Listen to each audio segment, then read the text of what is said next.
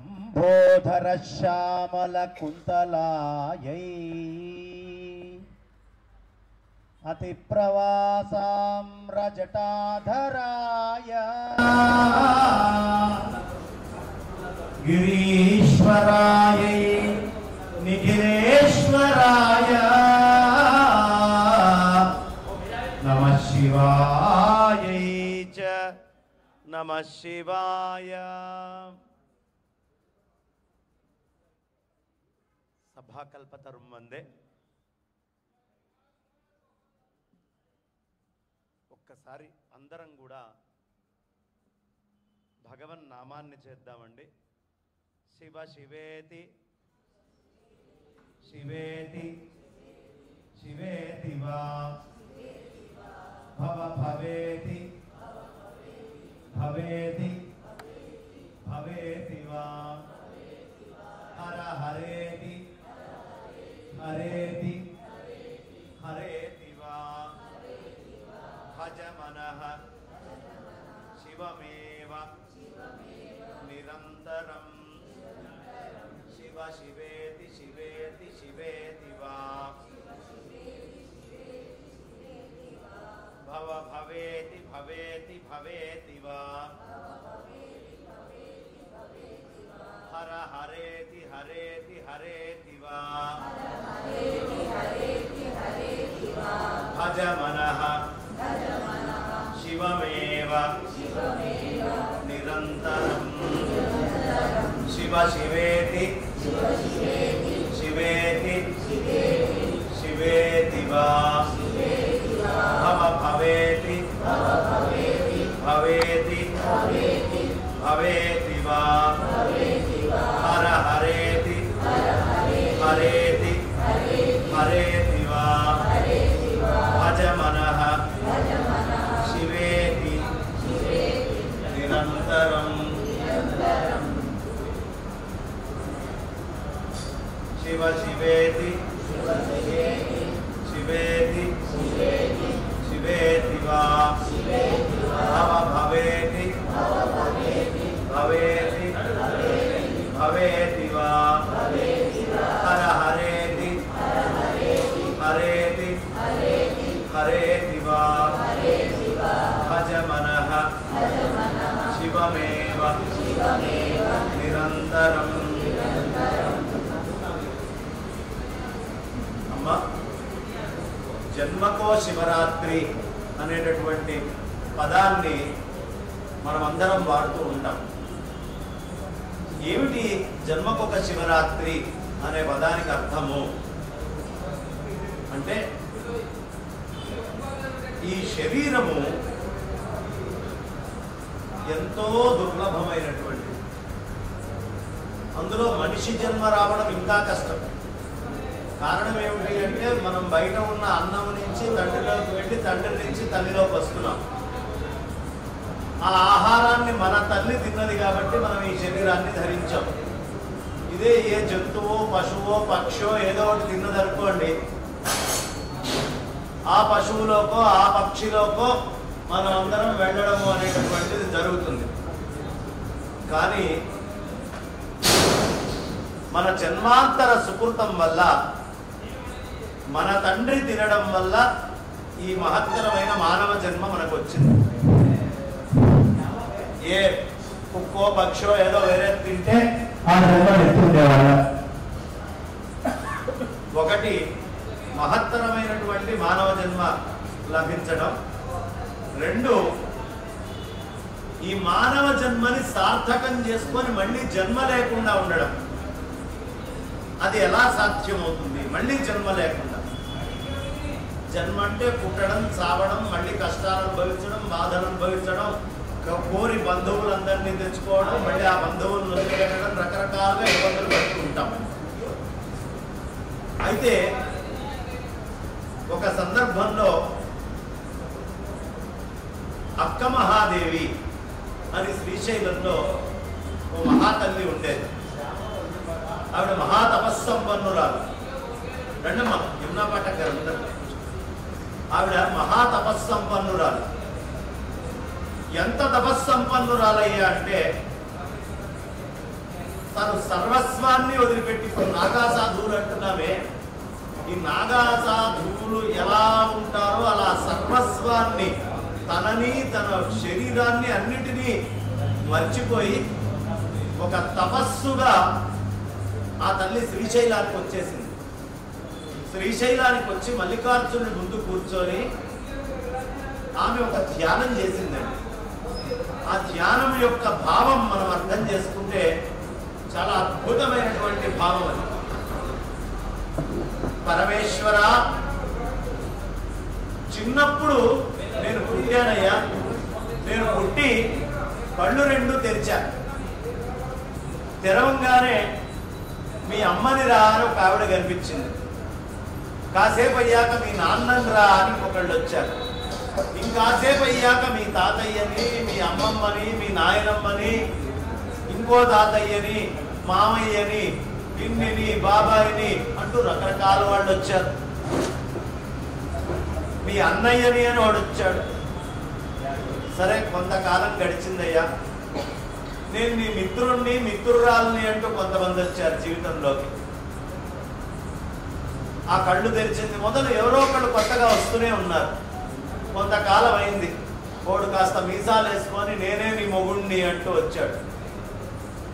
ఆ తర్వాత కొంతకాలం అయింది, నన్ను అమ్మ అంటూ ఓ పిల్లవాడు బయటకు వచ్చాడు, ఓ పిల్ల బయటకు వచ్చింది. ఇంకా కొంతకాలం అయింది, అమ్మమ్మ, నాయనమ్మ అంటూ కొంతమంది బయటకు వచ్చారు.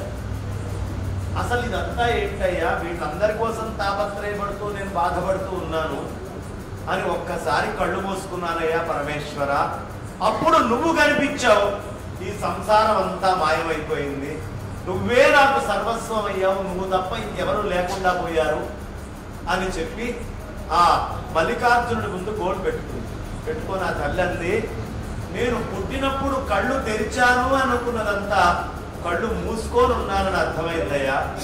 నేను వచ్చి కళ్ళు మూసుకున్నాను చూడు, అప్పుడు నువ్వు నాకు కనిపించావు చూడు, నిజంగా నేను కళ్ళు మూసుకున్నటువంటి సందర్భమే నేను కళ్ళు తెరిచినటువంటి విషయము అని నాకు అర్థమైంది. ఇవాళ శివరాత్రి, జాగరణ చేయమంటారు. జాగరణ అంటే ఏమిటి అంటే, ఏదో పేక ముక్కలు తీసుకొని పేక ఆడుకుంటున్నాం, క్యారమ్ బోర్డు పెట్టుకొని క్యారమ్ బోర్డు ఆడుకుంటున్నాం, లేదు షటిల్ ర్యాకెట్స్ పెట్టుకొని షటిల్ ఆడుతున్నాం, క్రికెట్ బ్యాట్లు పట్టుకొని క్రికెట్ ఆడుకుంటున్నాం, లేదు టీవీల్లో సినిమాలు చూసుకుంటున్నాం, షికార్లకు వెళ్తున్నాం. మనం గడిపేటటువంటిదంతా కూడా జాగరణ కాదు. మరి జాగరణ అంటే ఏమిటంటే, దేని నుంచి జాగరణ కావాలి అంటే, శంకరాచార్యుల వారి దగ్గర నుంచి వస్తుంది. జన్మ దుఃఖం, జరా దుఃఖం, జాయా దుఃఖం, పునః పునః సంసారం సాగరం దుఃఖం, తస్మాత్ జాగృత జాగృత. మాతా నాస్తి, పితా నాస్తి, నాస్తి బంధు సహోదర, అర్థం నాస్తి, గృహం నాస్తి, తస్మాత్ జాగృత జాగృత.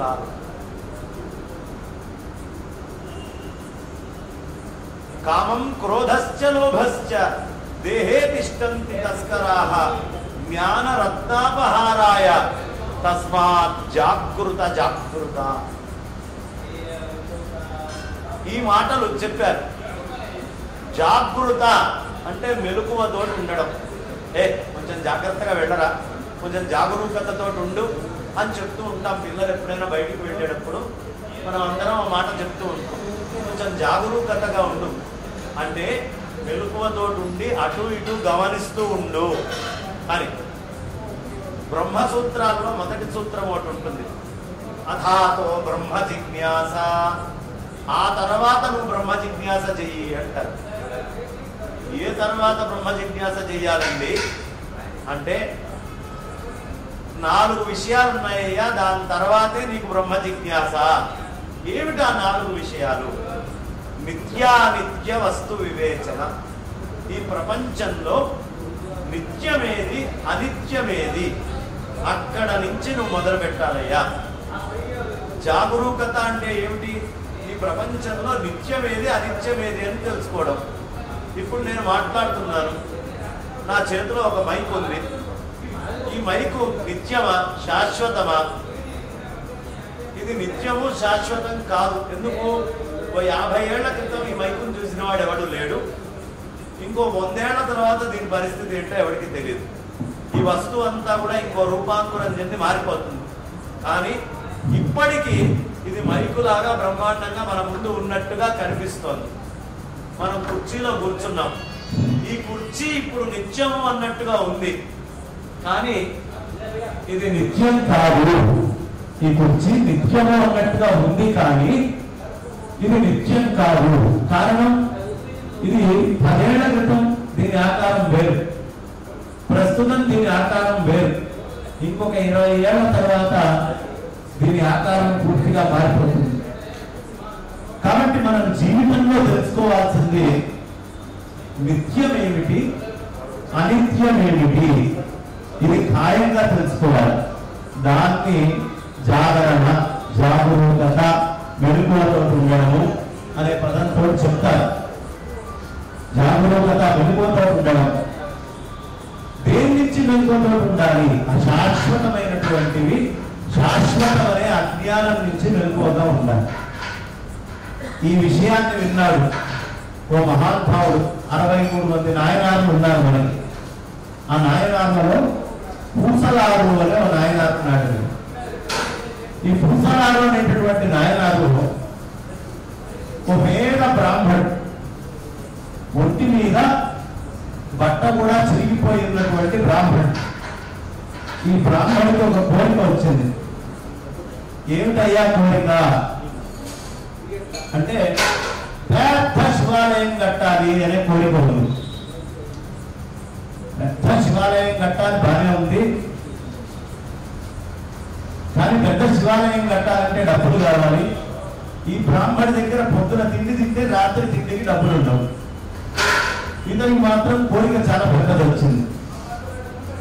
ఇతను వెళ్ళి ఊళ్ళో వాళ్ళతో చెప్పాడు, నాకు ఇలా పెద్ద గుడి కట్టాలని ఉంది. ఊళ్ళో వాళ్ళందరూ ఓడి పురుసలారు, అరే నీకు పొద్దున తింటే తిండికి రాత్రికి మళ్ళీ ఉండదు, చిరిగిన బట్టలు వేసుకున్నావు, నీ ఒంటి మీద సరైనటువంటి బట్ట వేసుకునేటటువంటి సాహస కూడా లేదు, ఇలాంటి నీకు గుడి కట్టాలనేటటువంటి కోరిక అని అందరూ నవ్వారు. వీడికి పిచ్చెక్కింది అని. ఏదో పిచ్చి పిచ్చి ఆలోచనలన్నీ చేస్తున్నాడు. మన తాహతకి తగ్గట్టుగా ఆలోచించాలి, కానీ దానికంటే మించి ఆలోచిస్తూ ఉన్నాడు ఇతను అనుకున్నారు. అనుకునేటప్పటికీ ఒక్కసారిగా బాధపడ్డాడు పూసలారు నాయనారు. సరే వీళ్ళు ఎవరు ఇవ్వకపోతే నేను గుడి కట్టలేనా అని బాగా బహు దుఃఖంతో చెట్టు కిందకి వెళ్ళి కూర్చున్నాడు.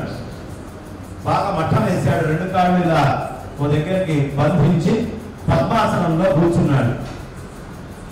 కూర్చొని ఆలోచించడం మొదలుపెట్టాడు. వీళ్ళు డబ్బులు ఇస్తేనే నేను గుడి కట్టగలనా, నా హృదయంలో నేను గుడి కట్టుకుంటాను అనుకున్నాడు. అనుకొని 2 కాళ్ళు ఇలా మడిచి ఒక్కసారి ధ్యానం చేసుకోవడానికి అలా కూర్చున్నాడు. కూర్చొని ఆ కూర్చున్నవాడు ఒక 6 నెలల పాటు ఆర్కిటెక్ట్ లాగా నక్షా తీసుకున్నాడు, ప్లాన్. ఏంటి ప్లాన్ తీసుకోవడానికి కళ్ళు మూసుకొని 6 నెలల అంటే నిజంగా గుడి కట్టడానికి ఏ విధమైనటువంటి పరిశ్రమ ఉంటుందో 6 నెలల పాటు అంత పరిశ్రమ చేశాడు. దీనికి గోపురం ఎక్కడ రావాలి, విమానం ఎక్కడ ఉండాలి, ధ్వజస్తంభం ఎక్కడ ఉండాలి, పైన చాలా అద్భుతంగా చుట్టూ గోడలు ఎలా ఉండాలి, ఆ గోడల మీద ఉండే ద్వారపాలకులు ఎలా ఉండాలి, దేవతలు ఎక్కడ ఉండాలి, ఏమి ఉండాలి, మొత్తం కోనేరు ఎక్కడ ఉండాలి, ఈ కోనేరుకి ఉపాలయాలు ఎక్కడ ఉండాలి, ఈ ఉపాలయాల్లో నందీశ్వరుణ్ణి ముందర ఎక్కడ ఎలా పెట్టాలి, అదే విధంగా భృంగీశ్వరుడు అనేటటువంటి వాడిని తీసుకొని ఎక్కడ పెట్టాలి, చండీశ్వరుడి క్షేత్రం ఎక్కడికి రావాలి, కాలభైరవుడిని ఎక్కడ పెట్టాలి, వీరభద్రుడిని ఎక్కడ పెట్టాలి, విఘ్నేశ్వరుడి గుడి ఎక్కడికి రావాలి, కుమారస్వామి గుడి ఎక్కడ ఉండాలి, నేను కడుతున్నటువంటి గుడి తూర్పు దిక్కున ఏ విధంగా ఉండాలి, సూర్యుడి కిరణాలు లోపలికి ఎలా వస్తాయి, ఇవన్నీ కూర్చొని ఆలోచిస్తూ 6 నెలల పాటు ఒక ప్లాన్ తీసుకోవడానికి రెడీ చేసుకున్నాడు. ఈ ప్లాన్ తీసుకోవడం మొదలుపెట్టి పిచ్చోళ్ళలాగా అలాగే ఒక దగ్గర ఉండేవాడు. ఈ ఊళ్ళో జనమందరూ పూసలారు అనేవాడికి పిచ్చెక్కింది, పూర్తిగా పిచ్చివాడు అయిపోయాడు అనుకున్నారు. కానీ అతను ఈ ప్లాన్ గీసిన తర్వాత ఒక గంప పారా తీసుకొని, ఓ పలుగు తీసుకొని అక్కడికి వెళ్ళి బ్రహ్మాండంగా మొత్తం చదువు చేసుకున్నాడు. చేసుకొని బాగా కష్టపడి 2 రోజుల పాటు వెతికి ముహూర్తం పెట్టుకున్నాడు మనసులో శంకుస్థాపనకి. శంకుస్థాపన ఎలా చేయాలో కళ్ళు మూసుకొని ఆ భూమిని ఊహించుకుంటూ తాను ఒక్కొక్క పలుగు వేస్తూ ఆ గుంటని 4 గంటల పాటు తీశాడట. 4 గంటల సేపు ఆ పలుగుతోటి ఈ లోపల ఉండేటువంటి గొయ్యి దవ్వడమే చేసుకున్నాడు. చేసుకున్న తర్వాత శంకుస్థాపనకు అన్ని సిద్ధం చేసుకున్నాడు. రాయి పెట్టాడు. మనసులోనే బ్రాహ్మణులందరినీ పిలిచేసుకున్నాడు. వాళ్ళందరూ వచ్చి కూర్చున్నారు. ఆ శంకుస్థాపనకు అయ్యేటటువంటి గణపతి పూజ దగ్గర నుంచి ఒక 3 గంటల సేపు తంత అలాగే కూర్చొని ధ్యానం చేస్తూ శంకుస్థాపన చేశాడు. ఇది ఎక్కడా బయట చేయట్లేదు. ఈ శంకుస్థాపన కూడా లోపలే చేసుకుంటున్నాడు. శంకుస్థాపన అయింది. ఇక ఆ తర్వాత ఈశాన్యంలో ముక్క తీసినటువంటి వాడు ఎక్కడ ఏ గోతులు తీయాలో అన్నింటినీ జాగ్రత్తగా ఆ గోతులన్నీ తవ్వాడు. తవ్విన తర్వాత ఆ పక్కనే నుయ్యి తవ్వుకున్నాడు. దాన్ని గానుగలో మట్టి తీసుకొచ్చినట్టుగా తవ్వి అంత మట్టి పోగు చేసినట్టుగా ఊహించుకున్నాడు. సున్నం తెచ్చుకున్నాడు, బెల్లం తెచ్చుకున్నాడు. దాన్ని మొత్తం గానుగ పట్టుకున్నాడు. ఈ గానుగ పట్టుకొని రాళ్ళు కొట్టుకొని రాళ్ళు తీసుకురావడానికి 3 ఏళ్ళు పట్టింది. 3 ఏళ్ల పాటు అంటే ఒక్కొక్క రాయిని సూక్ష్మంగా తనే గమనించుకుంటున్నాడు మనసులో కూర్చొని. ఆ రాయి ఎలా ఉంది, దాని వైశాల్యం ఎంత, ఇది ఎంతటి రాయి అని తనే చెక్కుకుంటూ ఉన్నాడు. ఇలా చెక్కుకుంటూ 3 ఏళ్ల పాటు ఆ రాళ్లను తీసుకొచ్చి మొత్తము తన 20వ ఏట వచ్చినటువంటి సంకల్పాన్ని 60 ఏళ్ళు వచ్చిందాకా గుడి కడుతూనే ఉన్నాడట. నిజంగా గుడి కట్టడానికి 40 ఏళ్ళు పడుతుంది అతను అనుకున్న గుడి. ఆ 40 ఏళ్ల పాటు ఇతను ఒక్కడే కష్టపడి ఏ రోజుకు ఆ రోజు ఏది చెయ్యాలో ఆ మట్టి తీసుకుంటే నెత్తి మీద పెట్టుకున్నట్టు, తీసుకెళ్ళినట్టు, పారబోసినట్టు, మళ్ళీ తీసుకొని వచ్చినట్టు, మళ్ళీ తవ్వినట్టు, అది నిండినట్టు, మళ్ళీ నెత్తి మీద పెట్టుకొని ఆ 20 అడుగులు అంత దూరం ఉంది కదా, ఆ దూరము నడుచుకుంటూ వెళ్ళి పోసి ఇదంతా మనస్సులో చేస్తున్నాడు. మొత్తం మనస్సులోనే. వరి అసలు ఎవరికైనా ఇది సాధ్యమయ్యేటువంటి పనే. 40 ఏళ్ల పాటు కట్టాడండి. కట్టాక ముహూర్తం పెట్టుకున్నాడు. బాగా వెతికాడు. ముహూర్తం పెట్టడం అంటే ఎలాంటిదయ్యా అంటే సముద్రం లోపల రత్నాలు ఉంటాయి. ఆ లోపలికి వెళ్ళి రత్నాన్ని వెతికి ఆ రత్నం బయటికి తీయడం అనేటటువంటిది ఎంత కఠినమైనటువంటి పనో,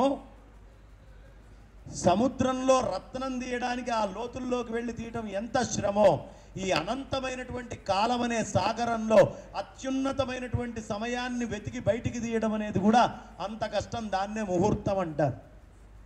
అతను బాగా కష్టపడి వెతికాడు. ఓ ముహూర్తాన్ని తీసి సంసిద్ధం చేసుకున్నాడు. కానీ అనుకోకుండా తిరునన్రయూర్ అనేటటువంటి ఊళ్ళో ఇతను ఉన్నాడు. కంచి దగ్గర ఈ రాజ్యానికి సంబంధించినటువంటి కాడవరాజు అనేటటువంటి ఓ రాజు ఉన్నాడు. అతను కూడా ఓ గుడి కట్టడం మొదలుపెట్టాడు. ఆ గుడి అతనికి 22 ఏళ్ళు ఉన్నప్పుడు మొదలుపెట్టాడు.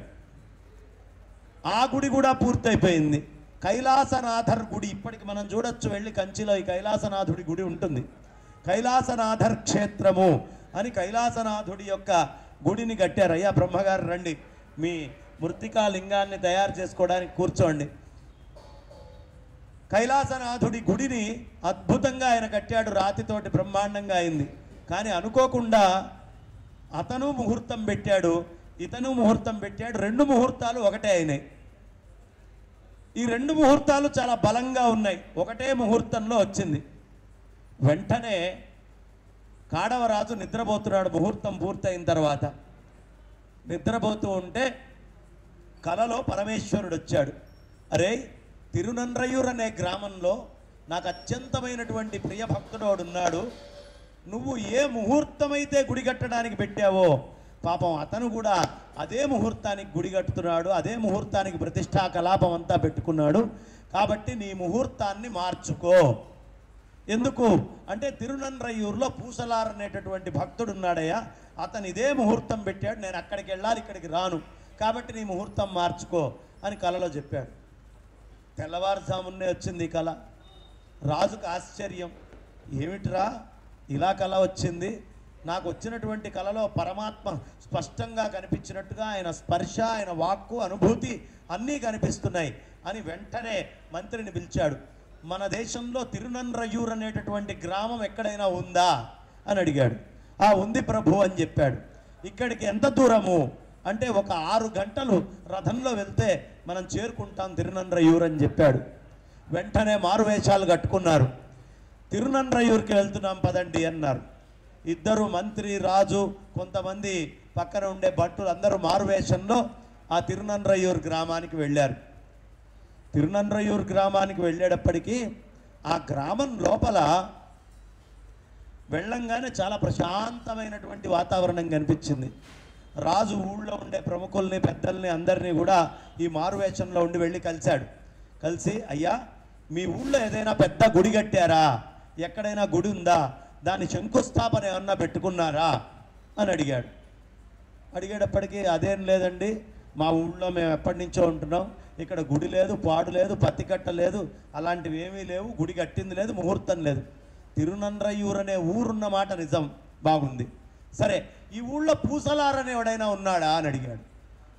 ఉన్నాడండి, ఓ వెర్రి బ్రాహ్మడు, వాడు పిచ్చివాడిలాగా ఎప్పుడో దగ్గర కూర్చొని ఉంటాడు, వాడికంటే పిచ్చివాడు ఇంకోటి ఉన్నాడు, మా ఊరు మొత్తానికి పెద్ద పిచ్చివాడు వాడే అని చెప్పారు.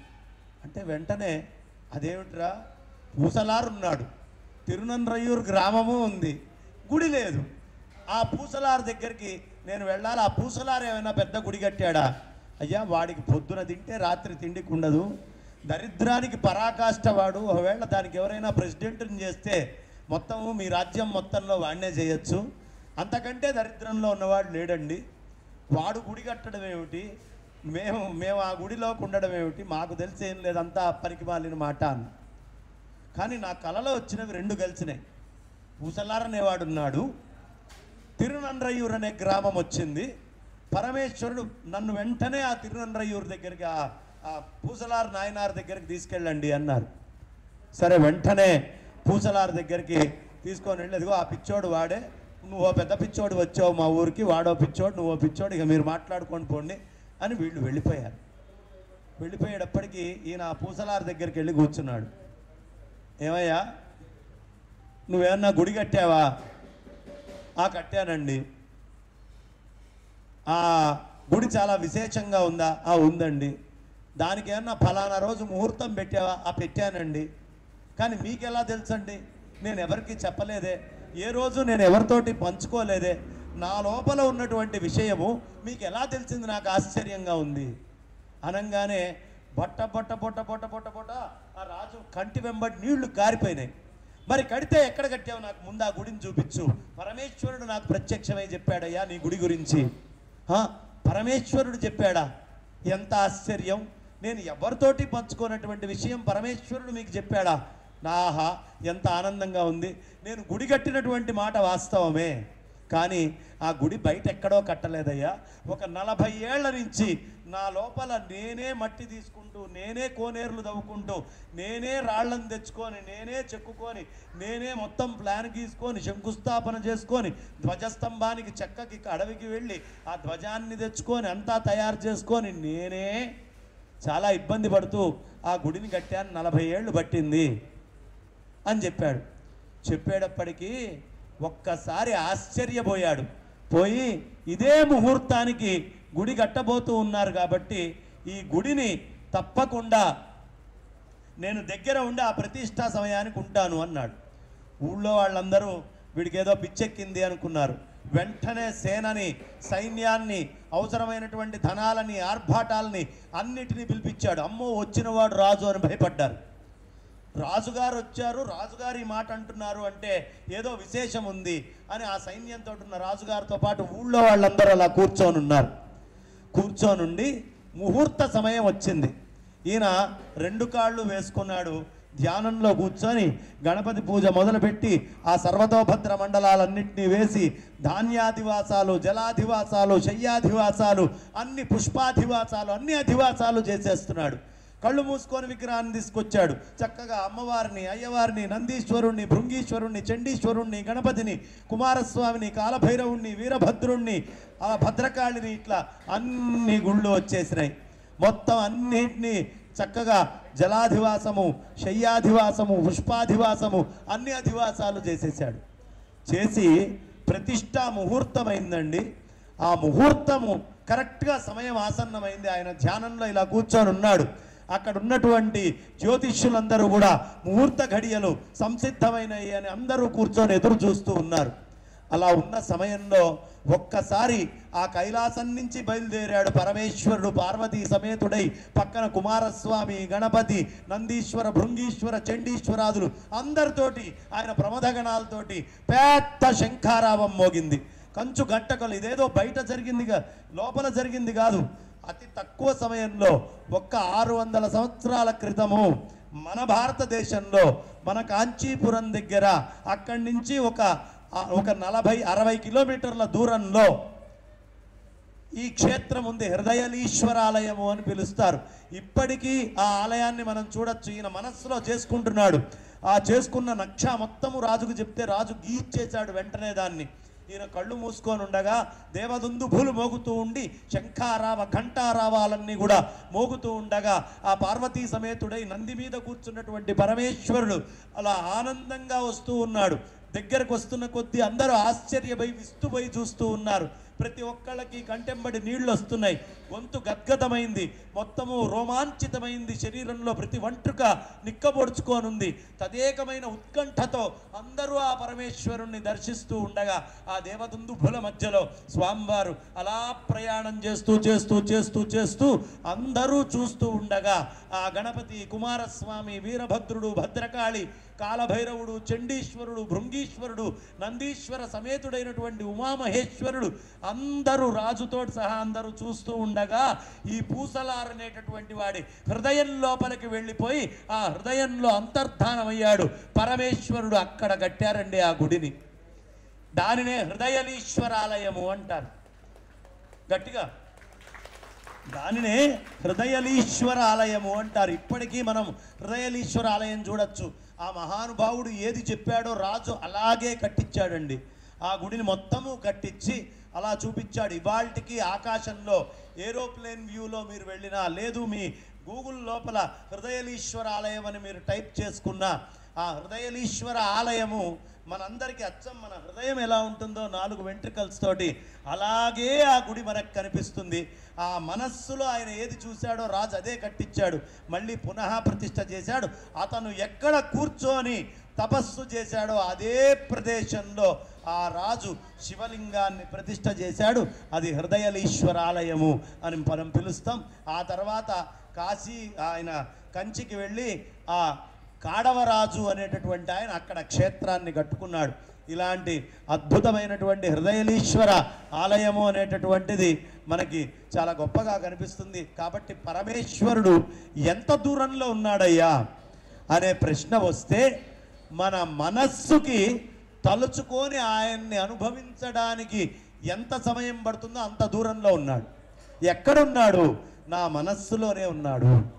శంకరాచార్యులు వారు అందుకే అంటారు అద్భుతమైనటువంటి ఓ మాట, పరమేశ్వర నేను నీకేమి ఇవ్వగలనయ్యా? కుబేరుడికి నువ్వు అన్నీ కూడా నవనిధులు అన్నీ ఇచ్చేసావు, నీ దగ్గర లేని సంపద లేదు, ఈ బ్రహ్మాండంలో నువ్వు కానిది లేదు, అన్నీ నీకున్నాయి కాబట్టి నీకు నేను కొత్తగా ఇవ్వగలిగేది ఏం లేదు అన్నాడు. అని వెంటనే రెండో మాట అన్నాడు, అయ్యా అలా అని నువ్వు ప్రశాంతంగా ఉండేవు, నీ దగ్గర లేనిది నా దగ్గర ఉన్నది ఒకటి ఉంది అన్నాడు. ఇది ఎక్కడ మాటరా? ఇప్పుడే లేను అన్నాడు, నాది కాంది, నాకు తెలియంది, నాకు ఇవ్వగలిగింది ఏం లేదు అన్నాడు. వెంటనే నా దగ్గర ఉన్నటువంటిది నీ దగ్గర లేదు అంటున్నాడు. ఏమిటి శంకరుడి యొక్క మాయ అని పరమేశ్వరుడు అంతటి వాడు కిందకి చూశాడు. ఈ మాయ భగవద్గీతలో కృష్ణ పరమాత్మ కూడా చేస్తాడు. 9వ అధ్యాయం 4-5 శ్లోకాలో చాలా అద్భుతంగా చెప్తాడు. మత్స్థాని సర్వభూతాని అంటాడు, నేను అన్ని భూతాల్లో ఉన్నా అంటాడు. మళ్ళీ వెంటనే తర్వాత శ్లోకంలోనే నచమత్స్థాని భూతాని, నేనే భూతంలో లేను అంటాడు. ఆ పరమాత్మ భగవద్గీతలో ఎలాంటి మాయ చేశాడో శంకర భగవత్పాదాచార్యుల వారు అదే మాయని తీసుకున్నారు. తీసుకొని, నాయనా నేను నీకేమి ఇవ్వగలనయ్యా, నీ దగ్గర అన్నీ ఉన్నాయన్నాడు. నీ దగ్గర లేనిది నా దగ్గర ఒకటి ఉంది అన్నాడు. వెంటనే పరమేశ్వరుడు తొంగి చూస్తున్నాడు కైలాసంలోంచి, నా దగ్గర లేనిది వీడి దగ్గర ఉన్నది ఏమిటిరా అని. అప్పుడు అంటాడు శంకర భగవత్పాదాచార్యుల వారు, నా మనస్సు నీ దగ్గర లేదయ్యా, ఇది వనచరంలాగా, ఒక చిన్న కపిలాగా ఈ చెట్టు మీద నుంచి ఆ చెట్టు మీదకి, ఆ చెట్టు మీద నుంచి ఇంకో చెట్టు మీదకి ఎలా ఈ కపి దూకుతుందో అలా నా మనస్సు కూడా ఈ విషయం మీద నుంచి ఆ విషయం మీదకి, ఆ విషయం మీద నుంచి ఈ విషయం మీదకి దూకుతోంది, కానీ నీ మీదకి రావట్లేదయ్యా. ఈ మనస్సు నీ మీదకి ఎప్పుడు వస్తుందో అప్పుడు నువ్వు పూర్ణుడి అవుతావు. ఇంకా నా మనస్సు నా దగ్గరే ఉంటే, నువ్వు ఎక్కడో కూర్చొని ఉంటే, నీది కానటువంటి మనస్సు ఒకటి ఉంది కదా, ఈ మనస్సుని నీది చేసుకో, నువ్వు చేసుకున్నంత మాత్రానే పూర్ణుడి అవుతావు. అయ్యా విశ్వేశ్వరరావు గారు ముందరికి రండి. ఆ మనస్సుని నువ్వు పూర్ణం చేసుకో. నువ్వు ఎప్పుడు మనస్సుని గ్రహిస్తావు. ముందరికి రండి స్వామి విశ్వేశ్వరరావు గారు, కూర్చో. అలా నీకు పూర్ణత్వం కావాలి అంటే నా మనస్సుని నువ్వు స్వాధీనం చేసుకోవాలి. రండి కూర్చో. స్వాధీనం చేసుకో, నీ ఆధీనంలో పెట్టుకో, అప్పుడు నువ్వు పూర్ణుడి అవుతావు అంటాడు. అంటే ఏం చెయ్యాలి? జాగరణ అంటే ఏమిటి? జాగరణ అంటే కపిలాగా అటు ఇటు సంచరిస్తూ ఉండేటటువంటి త్యాగబ్రహ్మ చెప్తారు. రేపు తొందరలో రాబోతున్నాయి త్యాగబ్రహ్మకి సంబంధించినటువంటి విశేషాలు కూడా. మానస వనచరవర సంచారము నిలిపి మూర్తి బాగుగా పొడగనేవారెందరో మహానుభావులు. ఈ మనస్సు అనేటటువంటి వనచరం ఏం చేస్తోందయ్యా? ఎప్పుడైనా ఒక విషయం మీద ఉంటుందా? మనం ఇంటి నుంచి బయలుదేరాలి అనేటటువంటిది ఓ విషయం. బయలుదేరిన తర్వాత అక్కడి నుంచి మళ్ళీ ఏం పట్టుకోవాలి, ఏది తీసుకొని రావాలి అంటే మనస్సు ఎప్పటికప్పుడు ప్రతిక్షణము అటు ఇటు సంచారం చేస్తూ ఉంటుంది. మానస వనచర వర సంచారము నిలిపి, అలా వనచరంలాగా సంచరించేటటువంటి మనస్సుని ఒక్కసారి నిలిపి మూర్తి బాగుగా పొడగనేవారు. ఎవరు ఆ మూర్తిని, ఆ రామచంద్రమూర్తిని, ఆ సర్వవ్యాపకమైన పరబ్రహ్మాన్ని ఎవరు తదేకమైనటువంటి దృష్టితో చూస్తారో వాళ్ళయ్యా ముక్తిని పొందేటటువంటి వాళ్ళు. అందరూ ముక్తిని పొందలేరు అని చెప్తాడు. కాబట్టి జాగరణ అంటే ఏమిటయ్యా అంటే, నిద్రపోతూ బయట ప్రపంచమే సత్యము అనుకొని కళ్ళు తెరిచే ఉంటాం, బయట ప్రపంచాన్ని చూస్తూ ఇది సత్యం అనుకుంటాం, కానీ అదంతా అంధకారము, మాయా, మిథ్య అనే విషయాన్ని మనం గుర్తించం. కానీ ఒక్కసారి కళ్ళు మూసుకొని ఈ చిత్తాన్ని పరమాత్మ మీద నిలబెట్టి ఆ తర్వాత కళ్ళు తెరిచి బయట కనిపించేటటువంటి ఈ సమస్తము పరమాత్మే. ఈశావాస్యమిదం సర్వం యత్కించ జగత్యాం జగత్. ఈ జగత్తంతా పరమేశ్వరుడితోటి నిండి ఉంది. పరమేశ్వరుడు లేనటువంటి కించిత్తు కూడా ఈ భూమి మీద లేదు అని మనస్సుకి ఎప్పుడు మనం రూఢి చేసుకుంటామో, ఆ మనస్సుకి రూఢి చేసుకునేటటువంటి క్షణం ఏదైతే ఉంటుందో అది మనం జాగరూకతతో, జాగరణతో, మెలకువతో ఉన్నటువంటిది. అలా కాకుండా నా ముందు సుబ్బారావు గారు ఉన్నారు, నా ముందు వెంకట్రావు గారు ఉన్నారు అని ఎవరికి వాళ్ళని విడివిడిగా చూస్తూ ఈ ఆత్మవస్తువును వదిలిపెట్టి కేవలం జగద్విషయంగా చూస్తామో అప్పుడు మనం మాయకి బద్ధులమై ఉన్నట్టు. కాబట్టి రాత్రి అంటే అంధకారము. రాత్రి అంటే ఏమిటండి? కళ్ళు తెరిచి మాయని చూడటమే రాత్రి. ఈ రాత్రిలో ఏమొస్తే గొప్పవాడివి అవుతావయ్యా? శివుడు రావాలండి. శివుడంటే చైతన్యము, శివుడంటే ఆనందము, శివుడే సర్వస్వము. ఆ శివము అనేటటువంటిది, ఆ చైతన్యము అనేటటువంటిది ఏ రోజు నీ అంధకారంలోకి ప్రవేశిస్తుందో దాన్ని శివరాత్రి అంటారు. మరి ఇది మహాశివరాత్రి ఎప్పుడవుతుందండి అంటే, ఆ శివుడు నీ రాత్రిలోకి వచ్చినటువంటి అనుభూతిని నువ్వు పొందగలిగిన నాడు అది అపరోక్ష అనుభూతి అనేటటువంటి స్థితి నీకు ఎప్పుడైతే వచ్చి ప్రత్యక్షంగా పరమాత్మ యొక్క అనుభూతిని నువ్వు పొందగలుగుతావో అప్పుడు అది మహాశివరాత్రి అవుతుంది. మహాశివ, శివ అనేటటువంటి శబ్దానికి వేదం మొత్తంలో ఎక్కడా మహా అనే శబ్దం వాడలేదండి. మొత్తం వేదంలో శివ శబ్దానికి ముందు మహా లేదు, మహాదేవ అని ఉంది, మహాదేవుడని ఉంది, కానీ మహాశివుడని వేదంలో ఎక్కడా చెప్పబడలేదు. ఏ ఒక్క గ్రంథంలో, ఆరణ్యకంలో కానీ, లేదు మనం సంహిత భాగంలో కానీ, ఉపనిషత్తుల్లో కానీ ఎక్కడా శివనామానికి ముందు మహా అనేటటువంటి శబ్దం లేదు. మీరు రుద్రం మొత్తం తీసుకోండి, నమకంలో చమకంలో ఎక్కడికి వెళ్ళినా శివశబ్దానికి ముందు మహా అనే శబ్దం ఉండదు. కానీ మహావిష్ణువు, మహాకాళి, మహాసరస్వతి, ఇలా మహాగణపతి, ఇవన్నీ మహా అనే శబ్దం మిగతా అందరి దేవతలకి ఉంది. కానీ శివుడికి మహాశివ అనే శబ్దం లేదు. శివరాత్రికి మహా అని ఉంది. శివరాత్రికి మహాశివరాత్రి అని ఉంది. మరి అయితే శివశబ్దానికి మాత్రమే ఉండి మిగతా ఎక్కడా లేనటువంటిది ఇంకేదైనా ఉందా అండి అని అడిగారు. అంటే చెప్తారు, సదా అనేటటువంటి శబ్దం ఒక్క శివుడికే ఉందయ్యా.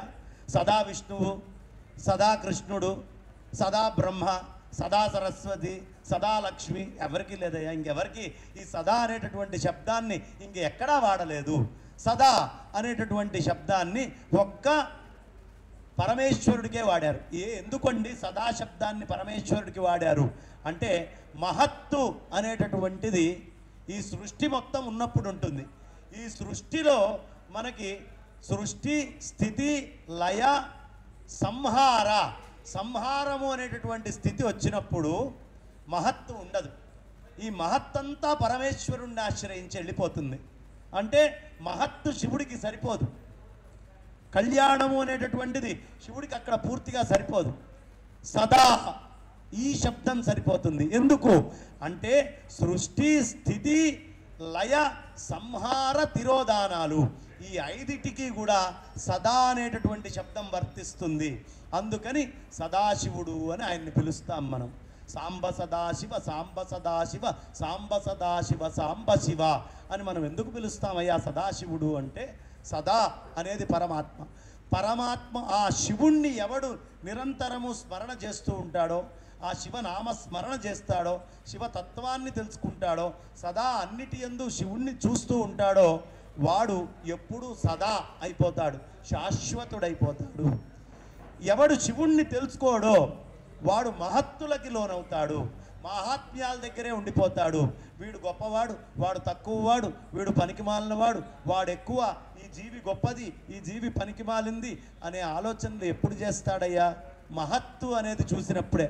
అబ్బో ఆవు గొప్పదండి, అబ్బే పంది ఎంత కాదు అని ఎవడంటాడు? మహత్తుని చూసేవాడు అంటాడు. కానీ సదా అనే శబ్దానికి ఉన్నవాడు కృష్ణ పరమాత్మ చెప్పినట్టు శునకమును శునక మాంసమును వండుకొని తినువాణి యందును పండితుని యందును సమదృష్టి కలిగినటువంటి వాడెవడు? వాడు సదా అవుతాడు.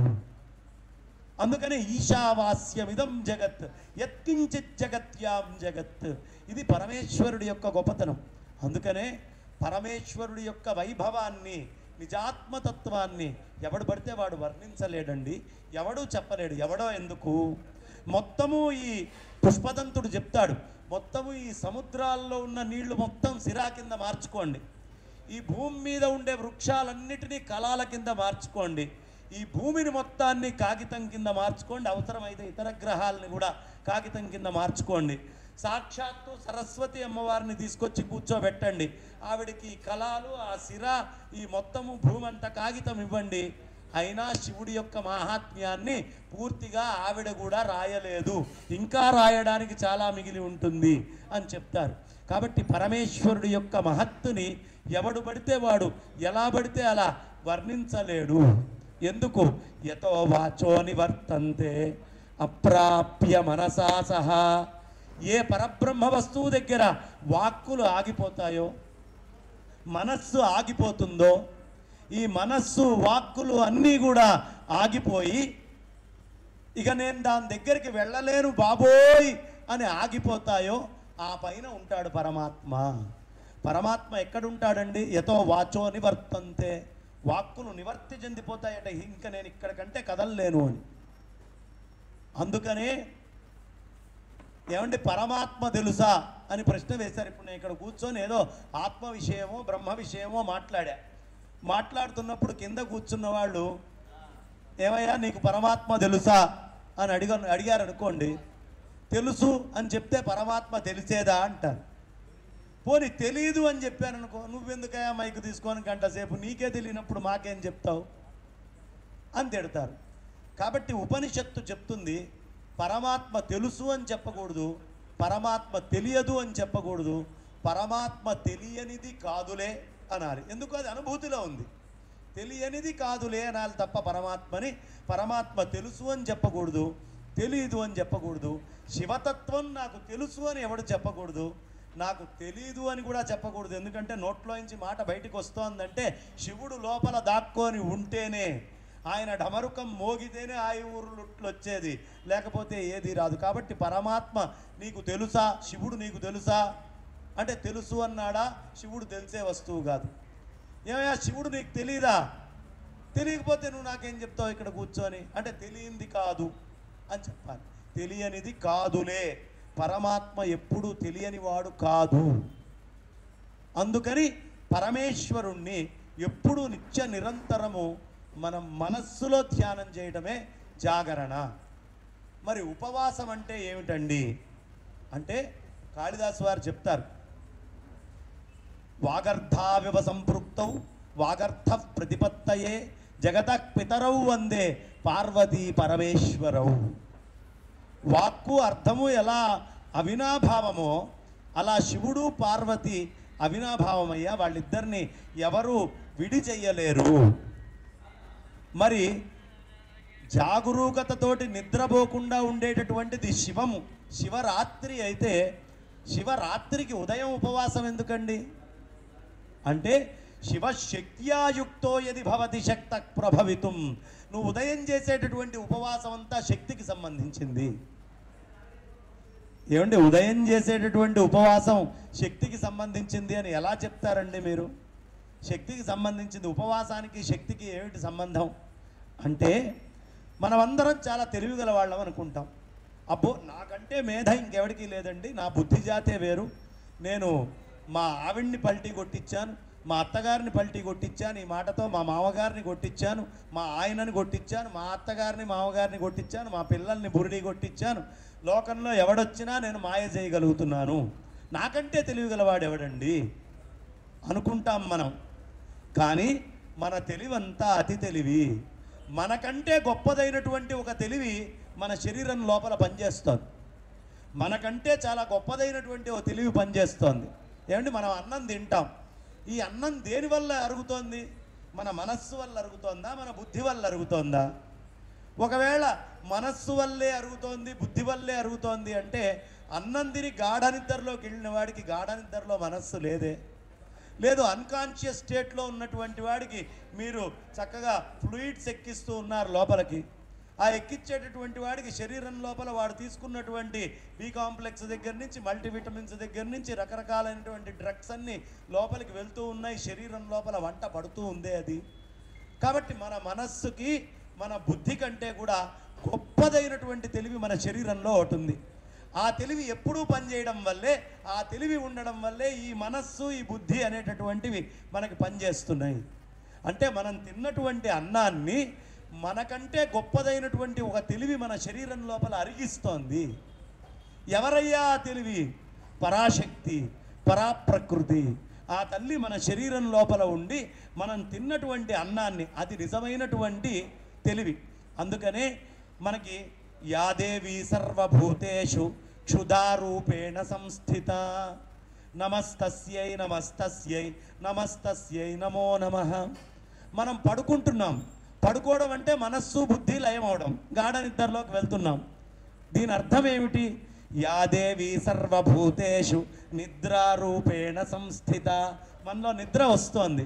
ఈ నిద్ర నీ తెలివితోటి వస్తోందా, నీకంటే గొప్పదైన తెలివి పనిచేయడం వల్ల ఆ తెలివిలోకి నీ మనస్సు బుద్ధి వెళ్ళి పడుకుంటున్నాయా? కాబట్టి అంతకంటే గొప్ప తెలివే నీ లోపల ఉంది. కాబట్టి ఆ అమ్మవారు ఎవరు? ఆ తెలివయ్యా. నువ్వనుకుండే తెలివి కాదు, నీ కంటికి కనిపించేటువంటి తెలివి కాదు. ఆ తెలివి చాలా గొప్పదయ్యా. యాదేవి సర్వభూతేషు నిద్రారూపేణ సంస్థిత. నీ బుద్ధి పనిచేస్తోంది. నీ బుద్ధి దేనివల్ల పనిచేస్తోంది? నా వల్ల నువ్వు అనుకుంటున్నావు. నీ మనస్సుకి జన్మాంతర సుకృతం వల్ల ఆ విషయాన్ని గోచరింపజేసి ఆ పదార్థ నిశ్చయం నీ బుద్ధి చేస్తోంది అంటే నీకంటే గొప్ప తెలివి వెనకాలేదో పనిచేస్తోంది. అదే యాదేవి సర్వభూతేషు బుద్ధి రూపేణ సంస్థిత. నమస్తస్యై నమస్తస్యై నమస్తస్యై నమో నమః. ఇక్కడ నమస్తస్యై నమస్తస్యై అనే శబ్దం ఎందుకు వాడుతున్నారు? నా అహహా, నేను కాదయ్యా, నా తెలివి తెలివే కాదు, నా తెలివి అంతా అతి తెలివి. మరి తెలివి ఏది అంటే ఆ పరాప్రకృతి ఉంది చూడండి, లోపల పనిచేస్తోంది. నేను గాఢ నిద్రలో ఉన్నప్పుడు, లేదు నాకు డాక్టర్లు మత్తికి అన్నీ ఎక్కిస్తున్నారు, నా మానాన్ని నేను అన్కాన్షియస్ స్టేట్లో ఉన్నాను. ఆ డాక్టర్ వచ్చి మరణము అనేది డాక్టర్లు రాగా చెప్తారు. ఏమిటి అంటే, అయ్యా మా డాక్టర్ శ్రీదేవి గారికి విశ్వేశ్వరరావు గారికి తెలుసు, హీఈస్ క్లినికల్లీ డెడ్ అంటారు. క్లినికల్లీ డెడ్ ఏమిటి అంటే, వాడికి మందు మేము ఎక్కిస్తున్నామండి, కానీ ఆ మందు వాడు తీసుకోవట్లేదు. అంటే ఆ పరాప్రకృతి అనబడేటటువంటి తెలివి దీన్ని అంగీకరించట్లేదు. మరి ఇంతకుముందు నువ్వు మందు ఇచ్చినప్పుడు అది అంగీకరించిందే అంటే, అప్పటికి ఆ తెలివి అంగీకరించింది, ఇక ఆ తెలివి పనిచేయదలుచుకోవట్లేదు. Clinically dead, we cannot do anything, hands up. ఎందుకు? పరాప్రకృతి చేతులు ఎత్తేసిందయ్యా అక్కడ. ఇప్పుడు మేము ఎన్ని ప్రకృతిలో ఉండే పదార్థాలని తీసుకెళ్ళినా ఆ పరాప్రకృతి లోపల అంగీకరించట్లేదు. అంటే దాని అర్థం ఏమిటి? లోపల ఉన్నటువంటి ఆ పరాప్రకృతి ఎంత గొప్పదయ్యా అంటే, ఆకలేస్తుంది మనకి, అమ్మ ఆకలేస్తోంది అన్నం పెట్టు అని అడుగుతాను నేను మా అమ్మగారిని. అడగంగానే ఆకలేస్తోందా, పెడతాను అంటుంది. మా అమ్మకి ఎప్పుడు తెలిసింది? నేను మాట చెప్పినప్పుడు తెలిసింది. నేను మాట చెప్పకముందు మా అమ్మకి నాకు ఆకలేస్తోందని తెలియదే. సరే, నాకెప్పుడు తెలిసింది? నా మాట కంటే ముందు మనస్సులో నాకు ఆకలేస్తుందనే భావన వచ్చింది. బాగుందయ్యా, నీకు ఆకలేస్తుందనే భావన వచ్చింది, ఇది రెండో మెట్టు. నీకు మనస్సులో వచ్చినప్పుడు తెలిసింది. నీ మనస్సుకి ఎలా తెలిసింది? నీ మనస్సుకి ఎలా తెలిసింది అంటే, మన శరీరంలో trillions and trillions of cells ఉన్నాయి. ప్రతి సెల్కి ఎప్పటికప్పుడు ఫుడ్ కావాలి. ఎప్పుడూ దాన్ని ఆహారం కోసం అది ప్రయత్నం చేస్తూ తపిస్తూ ఉంటుంది. ఆ కలెక్టివ్ ఇంటెలిజెన్స్ ఏదైతే ఉందో, ప్రతి సెల్లులో ఇంటెలిజెన్స్ ఉంది. ఈ సెల్లులో ఉండే ప్రతి కణం లోపల ఉండేటటువంటి తెలివంతా సమగ్రమై ఏకీకృతమై ఆ తెలివి ఏం చేస్తోంది? హరయే నమః. ఒకసారి అందరూ హరయే నమః, హరయే నమః. పర్లేదు అన్న, ఒక్క నిమిషం. హరయే నమః. ఆ పరాప్రకృతి ఏం చేస్తోంది? ఆ ఇంటెలిజెన్స్, సెల్లులో ఇంటెలిజెన్స్ ఉంది. నా బ్రెయిన్లో ఉన్న ఇంటెలిజెన్స్ కాదు, నా మనస్సులో ఉన్న ఇంటెలిజెన్స్ కాదు. దాని ఇంటెలిజెన్స్ నాకు అర్థం కాదు. ఆ ఇంటెలిజెన్స్ సెల్లో ఉండడం వల్లే నా ఇంటెలిజెన్స్ పనిచేస్తోంది. కాబట్టి ఈ కణం లోపల ఉన్నటువంటి ఈ ఇంటెలిజెన్స్, ఈ తెలివి ఏదైతే ఉందో, అది ఒక కలెక్టివ్ ఇంటెలిజెన్స్ కింద పనిచేసి నా లోపల మనస్సు అనే ఒకదాన్ని సృష్టించి సంకల్ప వికల్పాత్మకమైనటువంటి ఈ మనస్సుకి సందేశాన్ని పంపించింది. అంటే ఆకలేస్తుంది అనేటటువంటిది. అందుకనే మనకి పురుష సూక్తంలో చెప్తారు, పాదోస్య విశ్వభూతాని త్రిపాదూర్ధ్వ ఉదయిత్ పురుష. ఒక్క పాదమే ఈ విశ్వభూతాలన్నీ, నీకు కనిపించేదంతా ఒక పాదమేరా. నీకు కనిపించినటువంటి 3 పాదాలు పైన ఉన్నాయి. ఈ 3 పాదాల దగ్గరికి నువ్వు వెళ్ళగలిగినప్పుడే నీకు తపస్సు అంటే ఏమిటో అర్థమవుతుంది. ఏమిటి మొదటి పాదం? బయటికి చెప్పిందంతా మొదటి పాదం, నామరూపాత్మకమైనది మొత్తం మొదటి పాదం. కానీ రెండో పాదం మనస్సు కూడా ఎవరికి గోచరించదు. దానికంటే లోపలికి వెళ్ళావు. ఈ పరాప్రకృతి కలెక్టివ్ ఇంటెలిజెన్స్ అనేటటువంటిది ఏదైతే ఉందో, ఇది 3వ పాదం. ఇప్పుడు ఆశ్చర్యం ఏమిటయ్యా అంటే, ఈ తెలివి నా శరీరంలో ఉంది. ఈ తెలివి నాకు మీకు ఎవరికి దారాలు కనెక్ట్ చేసి లేవు, ఏ గొట్టాలు కనెక్ట్ చేసి లేవు. ఈ శరీరంలో ఏ తెలివి పనిచేస్తోందో అదే తెలివి అన్ని ఉపాధుల్లోనూ పనిచేస్తోంది. చీమలో, బ్రహ్మలో, శివకేశవాదులలో, చిన్న చీమ నుంచి, బ్రహ్మ నుంచి, వృక్షము నుంచి, ఎక్కడికి వెళ్ళిన చిన్న బ్యాక్టీరియా నుంచి, వైరస్ నుంచి, అన్నిటి నుంచి ఈ తెలివి పనిచేస్తోందయ్యా. ఎంత గొప్పది ఈ తెలివి! సూక్ష్మాతి సూక్ష్మమైనటువంటి తెలివి. కాబట్టి ఈ తెలివి నాలో పనిచేస్తోంది కదా. ఈ తెలివి బ్రహ్మాండమంతా దేనివల్ల పనిచేస్తోందో దానిని పరమాత్మ అన్నారయ్యా. పరమాత్మ వల్ల ఈ బ్రహ్మాండంలో ఉండే అన్నిటి యందు జ్ఞానము అనేటటువంటిది పనిచేస్తోంది. ఆ జ్ఞానము దేనికి అదిగా మనస్సుకి రిఫ్లెక్ట్ చేస్తోంది, అది మళ్ళీ మాటగా బయటికి వస్తోంది. కానీ మనం మన బుద్ధి మన మనస్సుతో భౌతికమైనటువంటి ప్రపంచం దగ్గరే ఆగిపోయి ఇదే సత్యము అని, ఇదే నిత్యము అని, దీనికంటే మించినటువంటిది లేదు అని, నా తెలివే గొప్పది అని మనం అనుకుంటున్నాం. అందుకనే శంకరాచార్యుల వారు చాలా అద్భుతంగా ఆ నృసింహ పంచరత్న స్తోత్రంలో చాలా చక్కటి మాట చెప్తారు. త్వత్ప్రభుజీవ ప్రియమిచ్చసి చెన్నరహరి పూజాం కురు సతతం ప్రతిబింబాలంకృతి ధృతి కుశలో బింబాలంకృతి మాతనుతే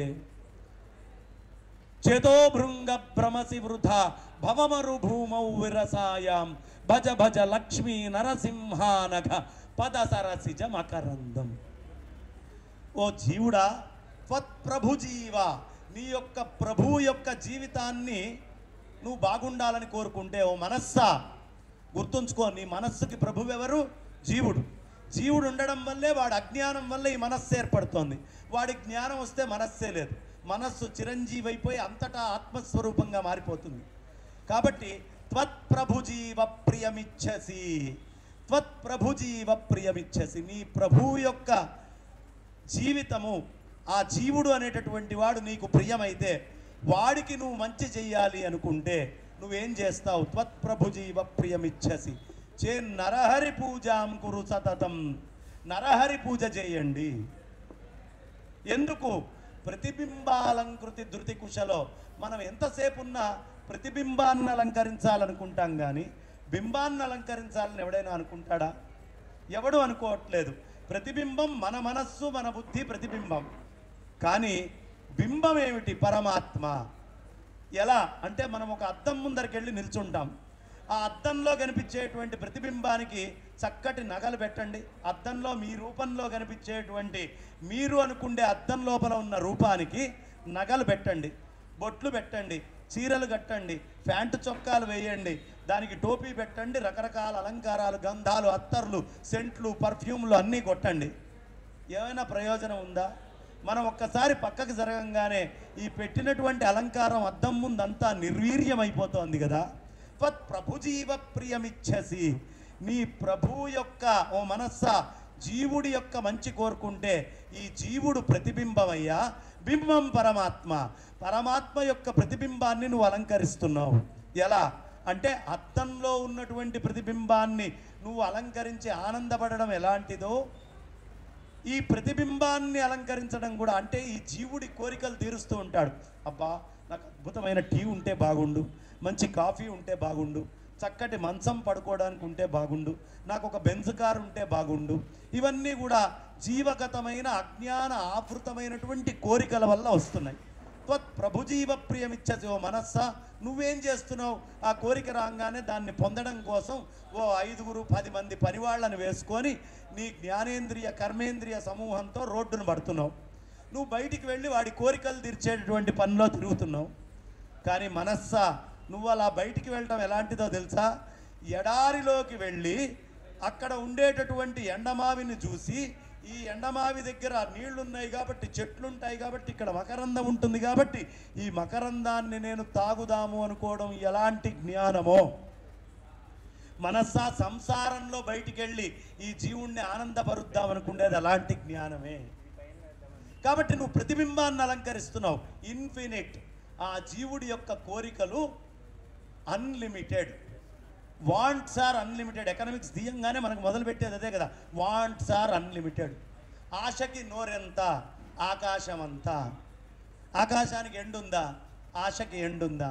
చిన్నప్పుడు పాల దగ్గర మొదలైంది, చాక్లెట్ దగ్గర మొదలైన ఆశ, చివరిలో తుదిశ్వాస వదిలిపెడుతూ కూడా నేను ఆ సీరియల్ చూసిపోతే బాగుండే అనుకునేటటువంటి స్థితిలో మనం ఉన్నాం. అంత దారుణమైనటువంటి స్థితుల్లో తిరుగుతున్నాం. కాబట్టి ఆశ అనేటటువంటిది అన్లిమిటెడ్. ఎలాంటిదయ్యా ఈ ఆశ అంటే జగద్గురువులు చెప్తారు. ఒక అద్భుతమైనటువంటి అద్దాల మంటపం ఉంది. ఈ అద్దాల మంటపం మధ్యలో ఒక ఉయ్యాల ఉంది. ఆ ఉయ్యాలలో మీరు చక్కగా తీసుకొని వెళ్ళి పార్వతీ పరమేశ్వర్ల యొక్క విగ్రహాలు పెట్టారు. ఈ పార్వతీ పరమేశ్వర్ల యొక్క విగ్రహాలు మొత్తం అద్దంలో ఇన్ఫినిట్గా కనిపిస్తూ ఉన్నాయి. ఇన్ఫినిట్ ఇమేజెస్ కనిపిస్తాయి, అద్దాల మండపం కాబట్టి. ఇమేజ్ వెనకాల ఇమేజ్ ఇమేజ్ ఇమేజ్ ఇన్ఫినిట్. పాపం ఎవరో ఒక మహాతల్లి వచ్చి ఈ అద్దాలలో కనిపించేటువంటి పార్వతీ పరమేశ్వర్లకి నేను బొట్టు పెట్టి అలంకరించాలి అనుకుంది. ఒకదానికి పెట్టింది, ఇంకోటి మిగిలిపోయింది, దానికి పెట్టింది, ఇంకోటి మిగిలిపోయింది. ఇలా ఆమె జీవితాంతం పెట్టిన ఇంకొక కోరిక మిగిలిపోయే ఉంటుంది. మరి ఈ కోరిక నుంచి ఎప్పుడు బయటికి వస్తామయ్యా అంటే చాలా అద్భుతమైనటువంటి విషయాన్ని చెప్తారు. ఏమిటి అంటే, ఈ ఉయ్యాలలో ఉన్నటువంటి పార్వతీ పరమేశ్వర్లకు కనుక నువ్వు బొట్టు పెట్టావంటే ఇన్ఫినిట్ ఇమేజ్లన్నిటికీ కూడా నువ్వు బొట్టు పెట్టినట్టే.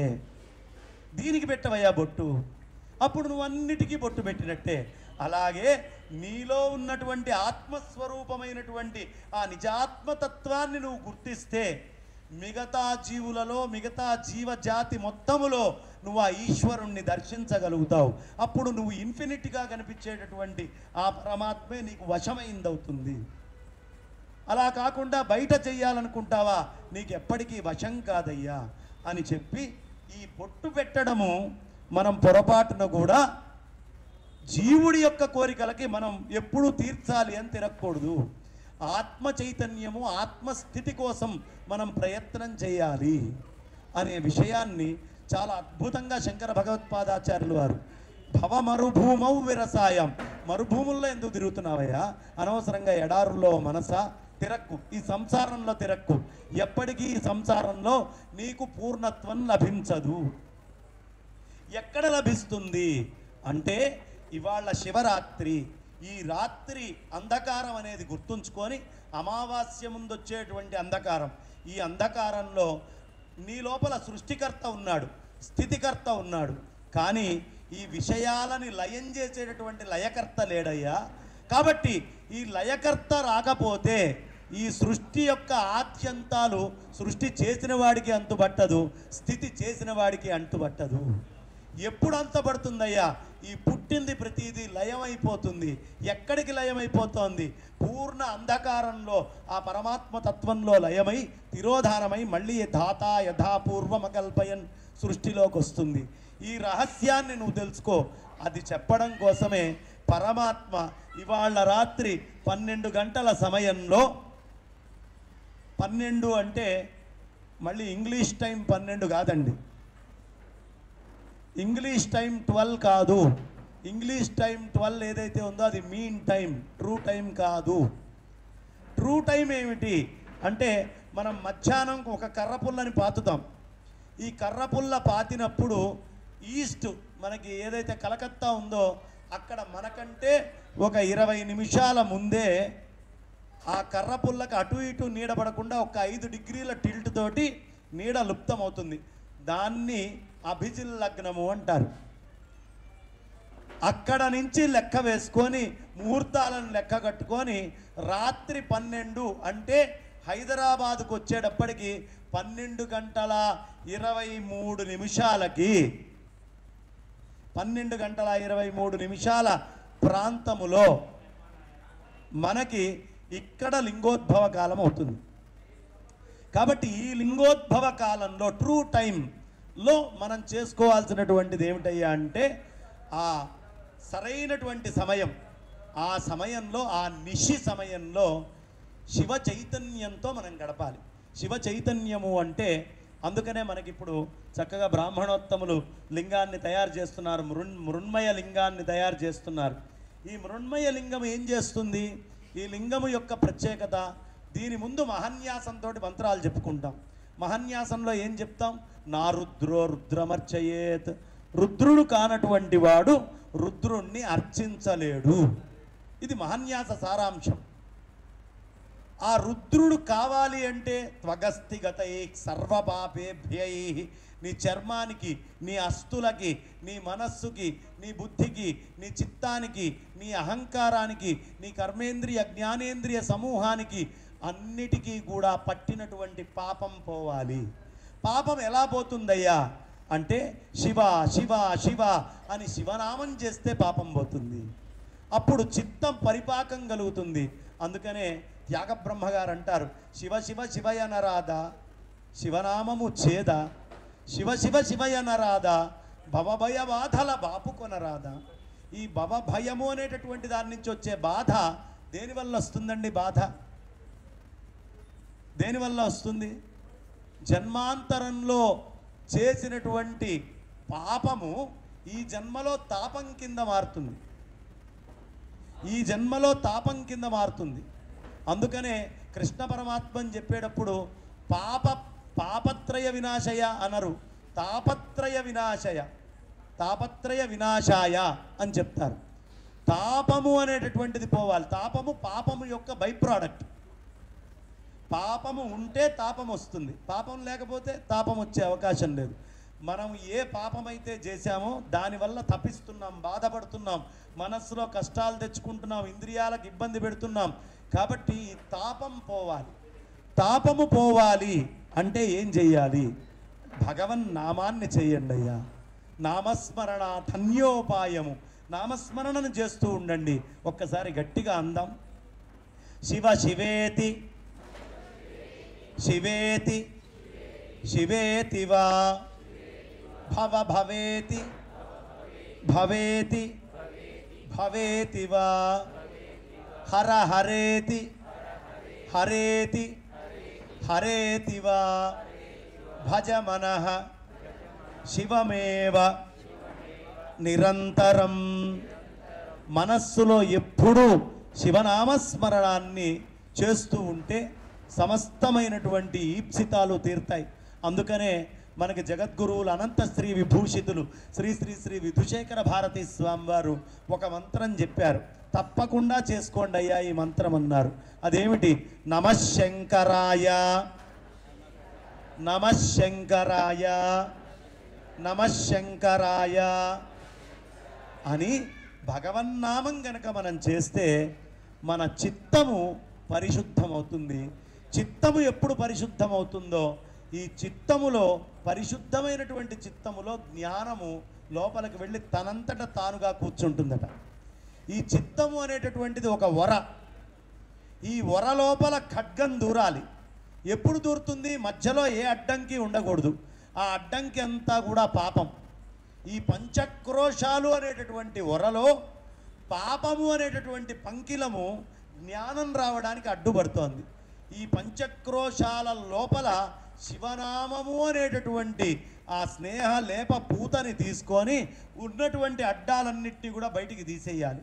ఈ నామస్మరణ అనేటటువంటి దానిచే ఆ లోపల వరలో పడ్డటువంటి అడ్డాలు ఒక్కొక్కటి తీసేస్తే అప్పుడు ఖడ్గము అనేటటువంటిది వరలోకి వెళ్ళినట్టు ఈ పంచక్రోశాలు అన్నమయ ప్రాణమయ మనోమయ విజ్ఞానమయ ఆనందమయ కోశాలతో నిండినటువంటి ఈ వరలోపల ఉన్నటువంటి చిత్తము లోపల జ్ఞానము అనేది వచ్చి నిల్చుంటుంది. అది నిల్చోవాలి అంటే ఈ లోపల భగవన్నామస్మరణ చేయాలి. ఈ భగవన్నామస్మరణని ఎప్పుడూ మర్చిపోకూడదు. నామస్మరణ ధన్యోపాయం. ఎప్పుడు ధన్యతని పొందాలి అంటే నామస్మరణ కావాలి. అందుకని చక్కగా నామస్మరణని చేసుకుంటూ ఈ రాత్రి గడపాలయ్యా, అది జాగరణం. మరి ఉపవాసము ఇందాక చెప్పానే, ఆ పరాప్రకృతి ఏం చేస్తోంది? ఆ న్యాచురల్ ఇంటెలిజెన్స్. ఇదంతా ఆర్టిఫిషియల్ ఇంటెలిజెన్స్. మన బ్రెయినే ఒక ఆర్టిఫిషియల్ ఇంటెలిజెన్స్. పైన ఉన్నటువంటి సూర్యుడి యొక్క బింబను నీళ్లల్లో కనిపించి నీళ్లు ఊగితే బింబం ఊగుతున్నట్టుగా ఎలా కనిపిస్తుందో, సర్వవ్యాపకమై నిశ్చలమైనటువంటి పరమాత్మ ఈ చిత్తం లోపల జీవుడి కింద వచ్చి ఈ జరిగేటటువంటి విషయాల వల్ల కదిలిపోతూ ఉంటాడు. వాస్తవానికి కదిలేవాడు కాడు, కానీ ఆ ప్రతిబింబం కదులుతూ ఉంటుంది. ఈ కదిలేటటువంటిదంతా సత్యము అని మనం బాధపడతాం, సుఖపడతాం. ఒకప్పుడు ఆనందం, ఒకప్పుడు దుఃఖం, ఒకప్పుడు కష్టము, ఇవన్నీ మనకు వస్తూ ఉన్నాయి.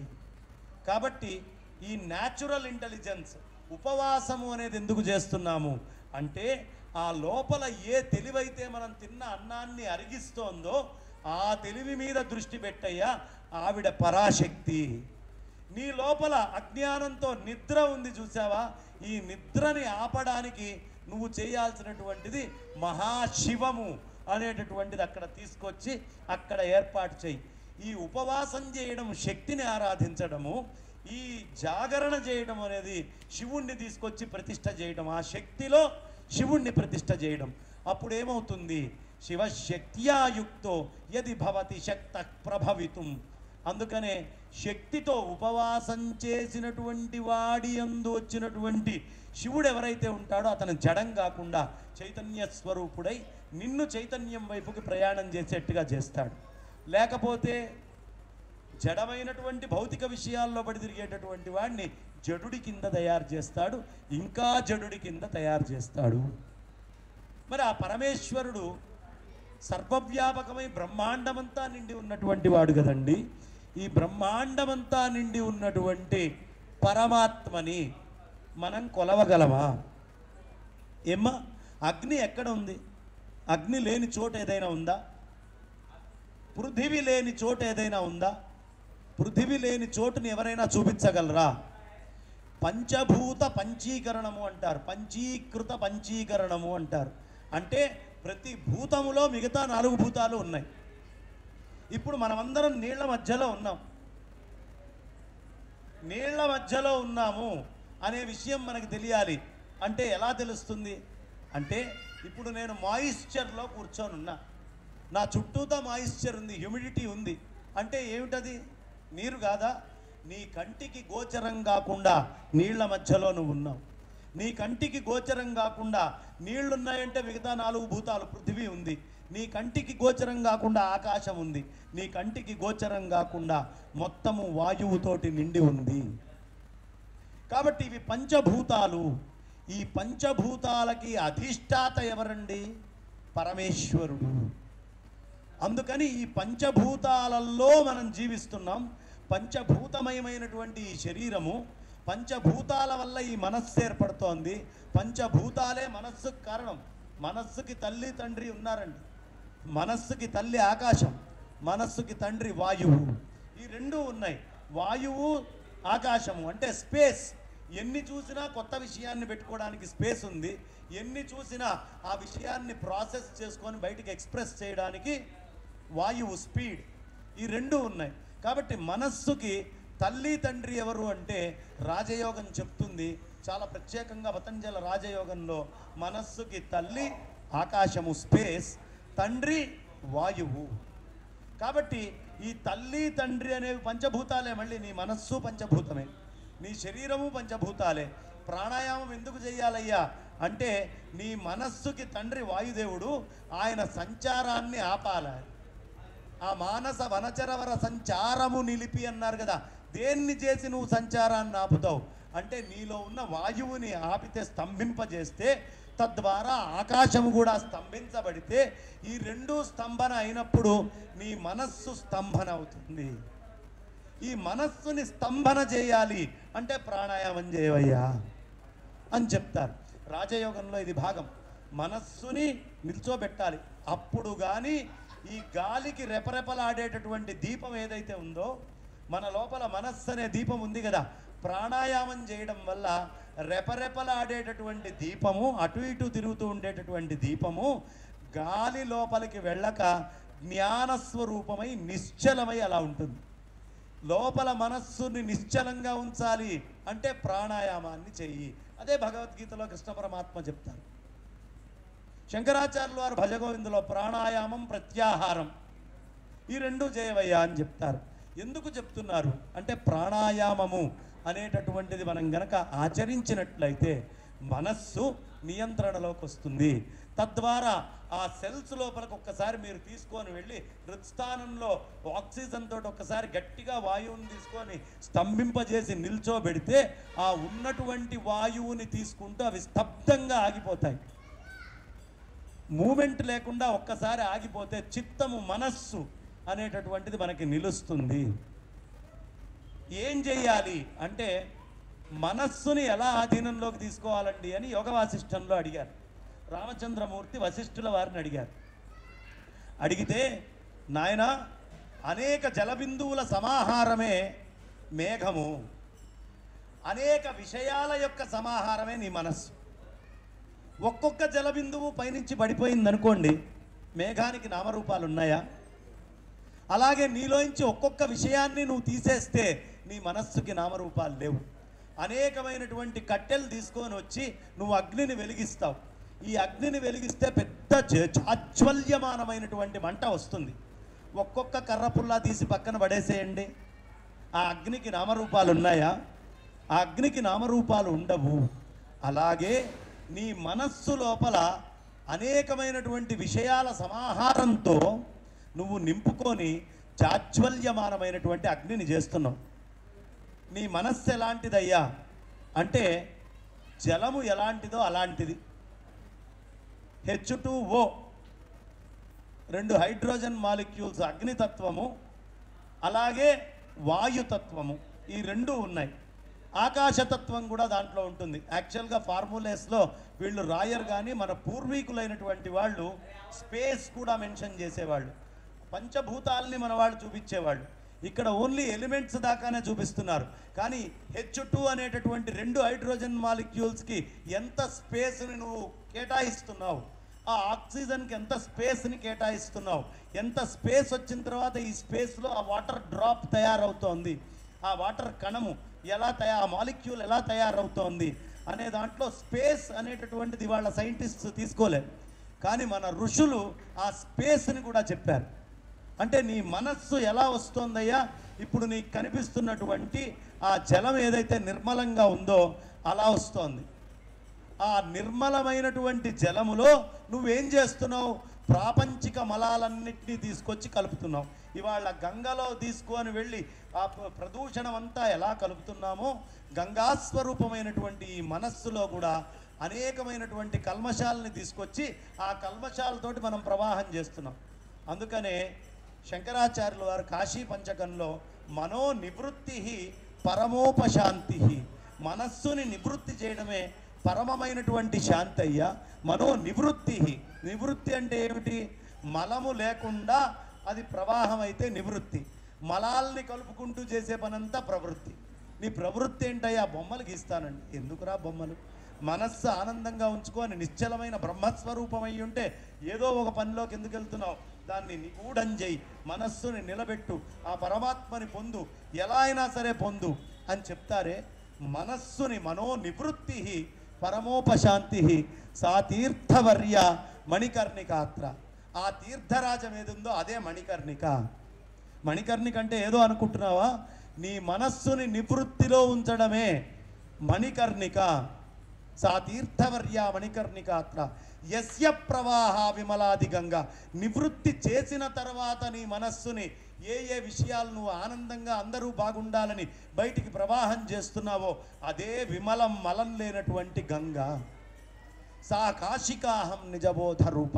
అదయ్యా కాశీ అని చెప్పారు. కాబట్టి మనస్సు అనేటటువంటి దాన్ని నివృత్తిలోకి తీసుకొని వెళ్ళాలి. ఆ మనస్సు అనేటటువంటి వనచరాన్ని మనం నిల్చోబెట్టాలి.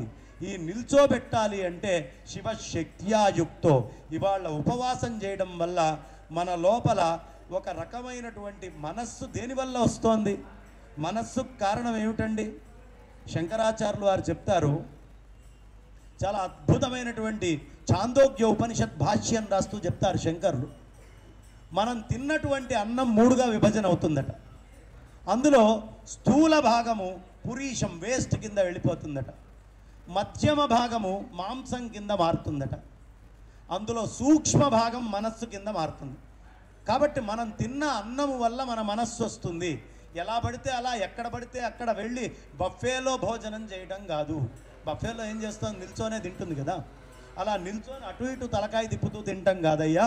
బఫేలో భోజనం వల్లే మనస్సు వస్తుంది అని ఛాందోగ్యోపనిషత్తు. ఏమండి దీనికి ఆధారం ఏమిటి అంటే, మందు తాగిన వాడు మనస్సును ఇంకోలాగా ప్రవర్తింపజేసుకోవడం మనం చూస్తున్నామా లేదా? మందు అనేటటువంటిది బాహ్యమైన వస్తువే కదా, ఒక ఆహారంగా నీ లోపలికి వచ్చిందే కదా. ఈ ఆహారం నీ మనస్సుని తమోగుణానికి మారుస్తోందా లేదా అంటే, ఆహారానికి తమోగుణానికి సంబంధం ఉందా లేదా? ఎందుకు కృష్ణ పరమాత్మ అంత గొప్పగా, అంత విశేషంగా, అంత అద్భుతంగా రాజసిక, తామసిక, అలాగే సాత్విక ఆహారాలు అని చెప్పాల్సి వచ్చింది భగవద్గీతలో? ఆహారం వల్లే రాజసము, సాత్వికము, తామసం 3 వస్తున్నాయి. కాబట్టి మన పూర్వీకులైనటువంటి పెద్దలు, గుట్టు చప్పుడుగా ఓ దగ్గర కూర్చోబెట్టి జాగ్రత్తగా భోజనాన్ని వండి ఆ వంట చేసినటువంటప్పుడు భగవన్నామాన్ని చేస్తూ వాళ్ళ మనస్సును అందులో జతపరిచి పరమాత్మను అందులోకి తీసుకొచ్చి ఆ ఆహారాన్ని మళ్ళీ తీసుకొచ్చి ముందర పెట్టి ఈ ఆహారాన్ని తినవయ్యా అంటారు. అందుకనే శంకరాచార్యుల వారు అన్నపూర్ణే సదాపూర్ణే శంకర ప్రాణవల్లభే జ్ఞాన వైరాగ్య సిద్ధ్యర్థం భిక్షాం దేహిచ్చ. నాకు ఎందుకు కావాలమ్మా భిక్ష? జ్ఞానము వైరాగ్యము కావడం కోసం భిక్ష కావాలి. ఈ జ్ఞానం వైరాగ్యం ఎక్కడ రావాలి? మనస్సులో రావాలి. మనస్సు అన్నం వల్ల వస్తుంది. నువ్వు పెట్టేటటువంటి అన్నం వల్ల నాకు ఎలాంటి మనస్సు ఏర్పడాలయ్యా అంటే జ్ఞానము వైరాగ్యము ఇచ్చేటటువంటి మనస్సు ఏర్పడాలి. అంటే మన మనస్సు అన్నం వల్ల ఏర్పడుతోంది. ఉపవాసం అంటే ఏమిటండి? సమీపవాసం, ఉమా సమీపవాసం. ఆ ఉమాదేవికి సమీపమైనటువంటి వాసం మనం ఏది చేస్తున్నామో దీన్ని ఉపవాసము అంటారు. కాబట్టి ఆ ఉమా సమీప వాసం ఏదైతే ఉందో, ఆ శక్తికి సమీపంగా ఉండడం ఏదైతే ఉందో దానిని ఉపవాసము అన్నారు. జన్మకో శివరాత్రి ఉపవాసం చెయ్యి, శక్తిని కొడు. అన్నం తింటే శక్తి వస్తుంది, అన్నం తినకపోతే శక్తి లేదే. కానీ లోపల నువ్వు అన్నం తినకపోయినా ఓ శక్తి ఉందిరా.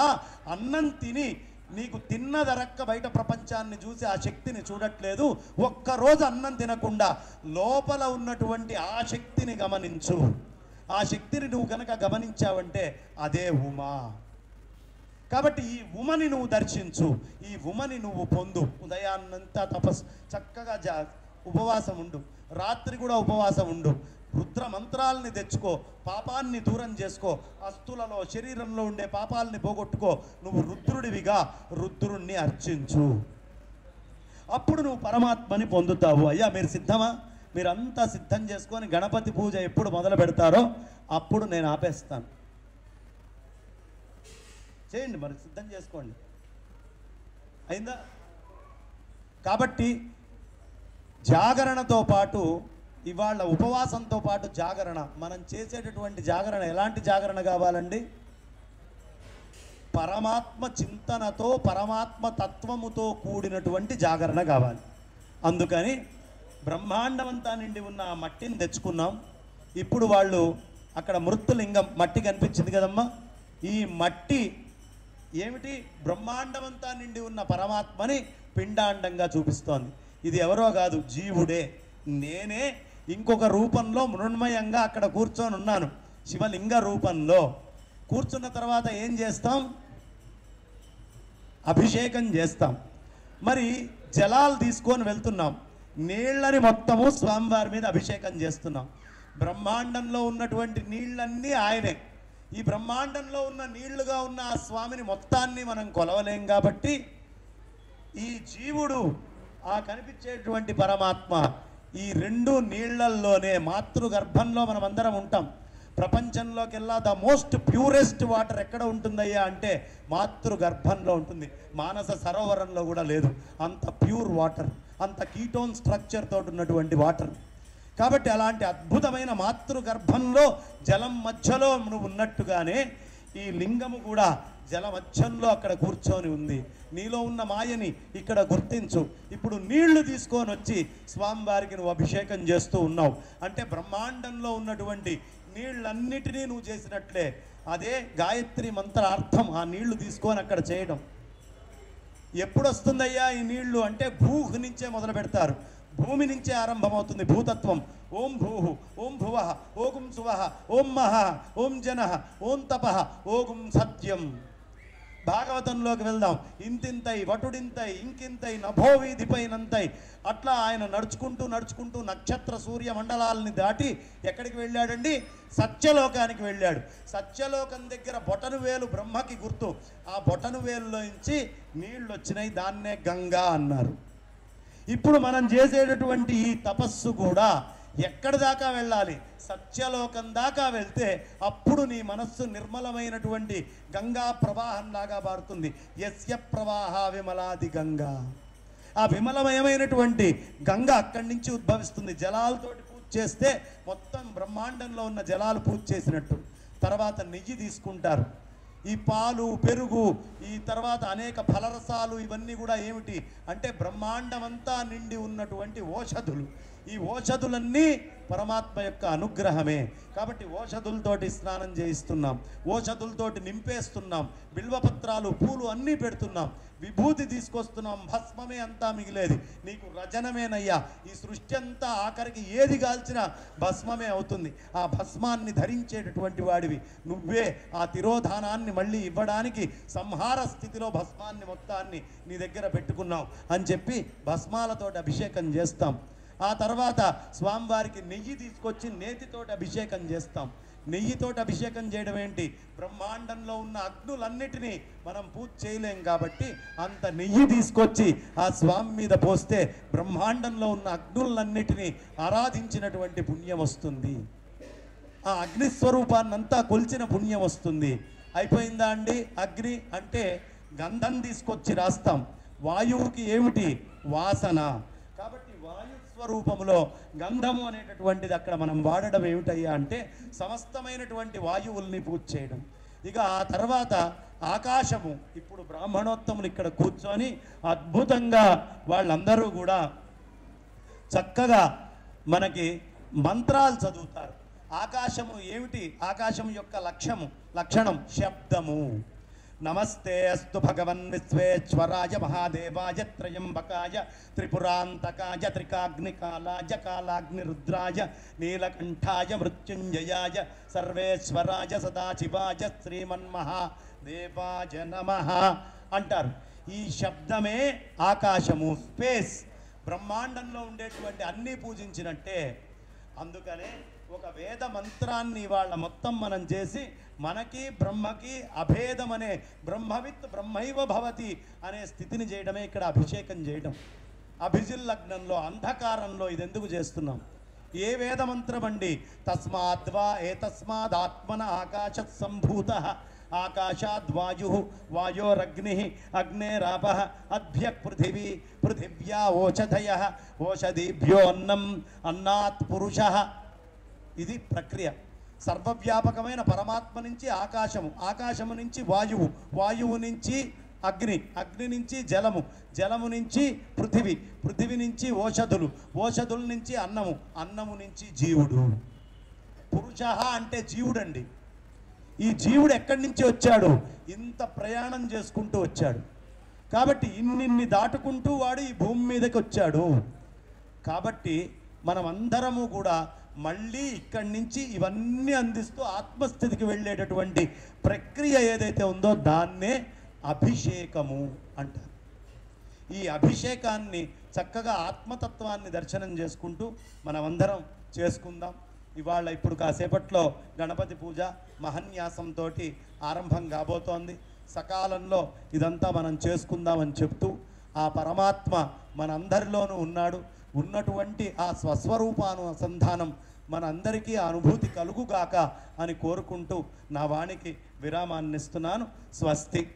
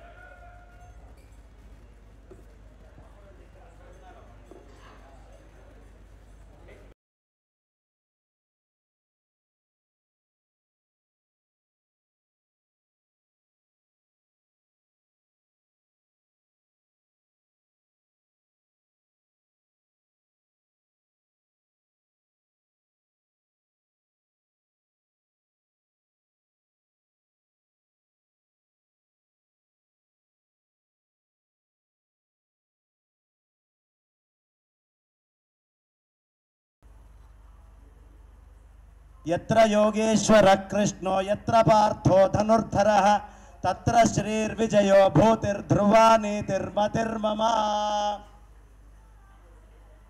అమ్మా, ఎక్కడ యోగమునందు ఈశ్వరుడు, యోగము అంటే కలయిక, యోగమునందు కలయిక, ఎత్ర యోగ ఈశ్వర అంటే జీవుడు బ్రహ్మము అనేటటువంటి రెండూ కలుస్తాయో అక్కడ ఉండేటటువంటి ఈశ్వరమయమైనటువంటి చైతన్యం ఏదుందో, ఎత్ర యోగీశ్వర కృష్ణో ఎత్ర పార్థో ధనుర్ధర, ఎక్కడ పార్థుడు ధనుర్ధరుడై ఉన్నాడో అంటే ఈ మనిషి అనేటటువంటి వాడు కర్మను ఆచరించాలి, యోగీశ్వరుడైనటువంటి వాడు యోగం ఇచ్చేటటువంటి వాడు కృష్ణ పరమాత్మ అయి ఉండాలి. ఎత్ర యోగీశ్వర కృష్ణ ఎత్ర పార్థో ధనుర్ధర, మనమందరం కర్మను ఆచరించాలి, మనచే కృష్ణ పరమాత్మ కర్మని ఆచరింపజేయాలి.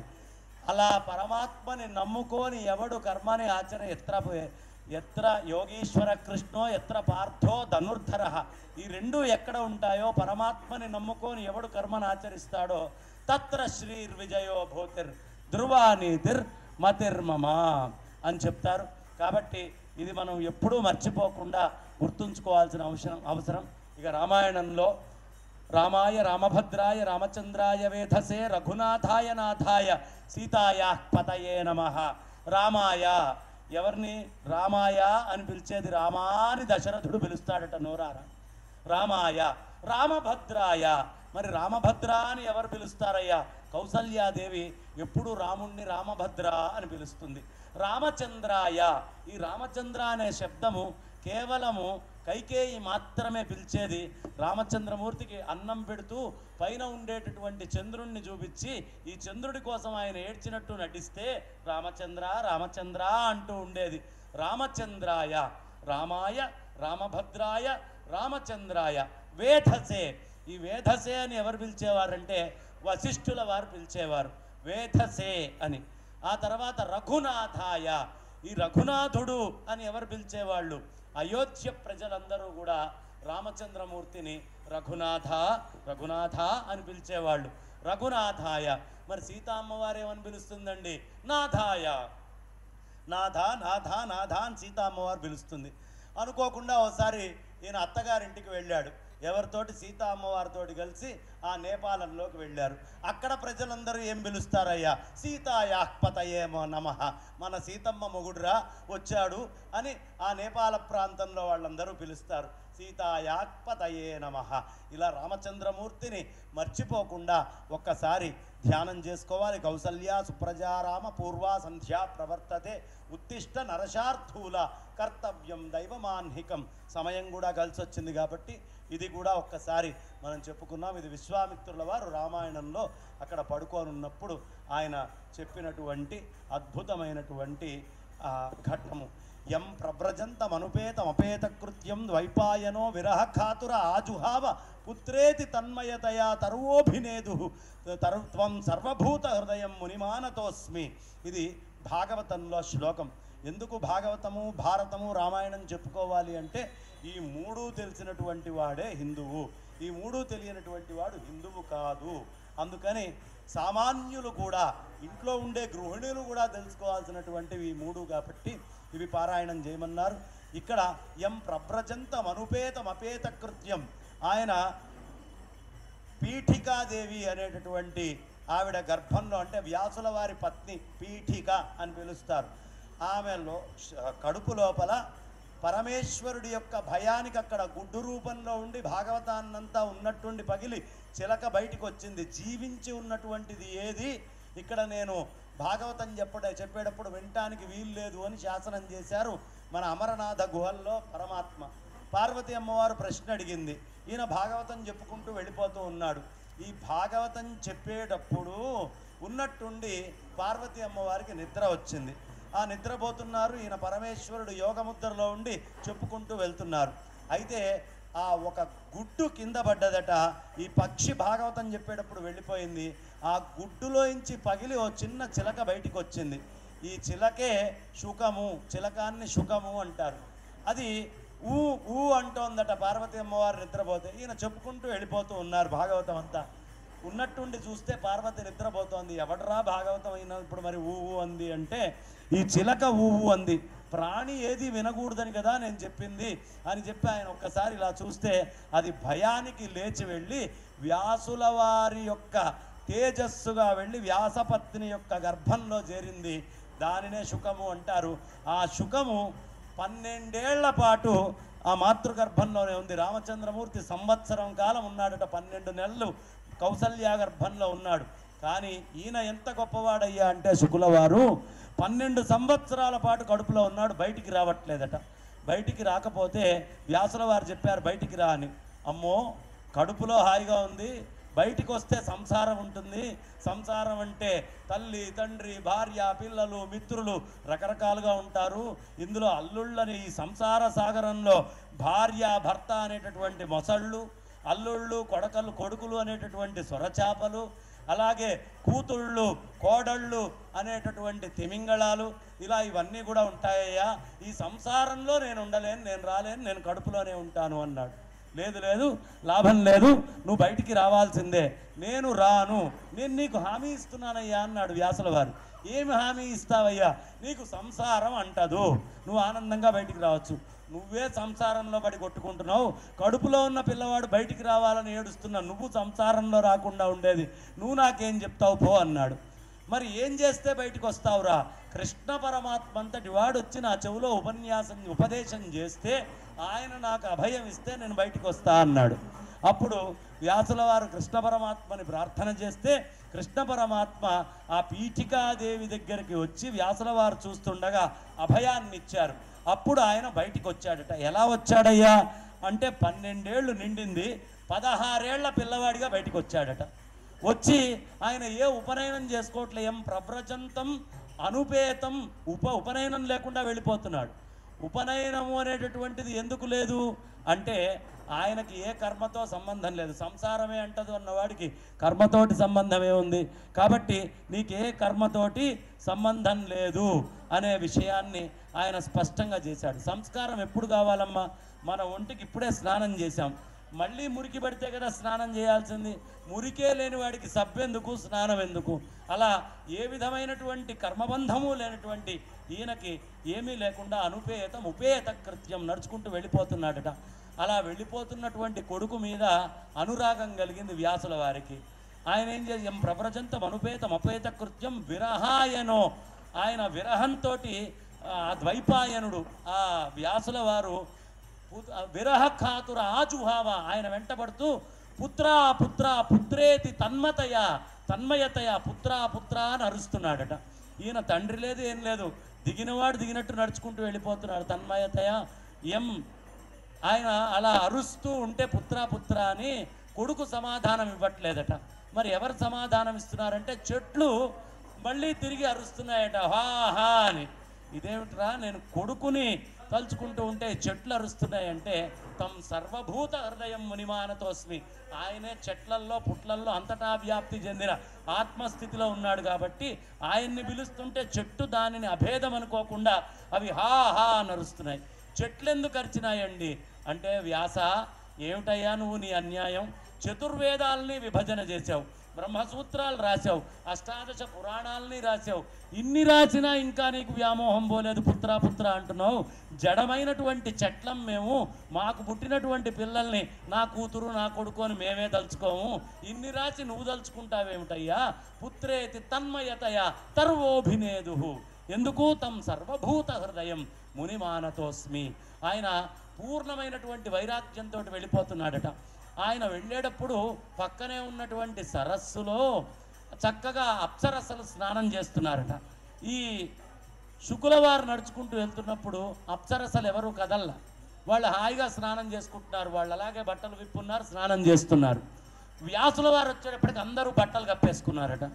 ఈ వ్యాసుల వారికి అనుమానం వచ్చింది, ఏమ్మా వాడు 16 ఏళ్ల వాడు వెళ్తున్నప్పుడేమో మీరు లింగులు ఇటుకుమంటూ స్నానం చేస్తారా, నాకు గడ్డం నెరిసి అన్నీ నెరిసి నేను వస్తుంటే ఎందుకు కప్పుకున్నారు అంటే, అయ్యా ఆయనని చూసినప్పుడు ఆయన బ్రహ్మజ్ఞానిలాగా ఉన్నాడు, ఆయనకి నాకు అభేదము అనేటటువంటి స్థితే తప్ప ఆయనలో వికారాలు లేవు కాబట్టి మాలో కూడా ఏ వికారాలు లేవు, కానీ నువ్వు పుత్రా పుత్రా అని ఏడుస్తున్నావు కాబట్టి నీకు ఇంకా వికారాలు ఉన్నాయ్యా, ఆ వికారం నీకుంది కాబట్టి మాకు వికారం వచ్చి మేము కప్పుకోవాల్సి వచ్చింది అని చెప్పి వాళ్ళందరూ చెప్తారు. అలాంటి స్వరూపమైనటువంటి శుకుల వారు చక్కగా భాగవత గానాన్ని మొత్తము చేశారు. ఆ నిగమతల్ప తరోర్ కలితం ఫలం సుఖముఖాద్ అమృతద్రవ సంయుతం, సుఖముఖం నుంచి ఆ భాగవతాన్ని ఆనందంగా మనందరికీ అందించారు అని చెప్తూ, అలాంటి ఆ భాగవతోత్తముణ్ణి ఒక్కసారి భాగవత స్వరూపంగా తలుచుకుంటూ స్వస్తి.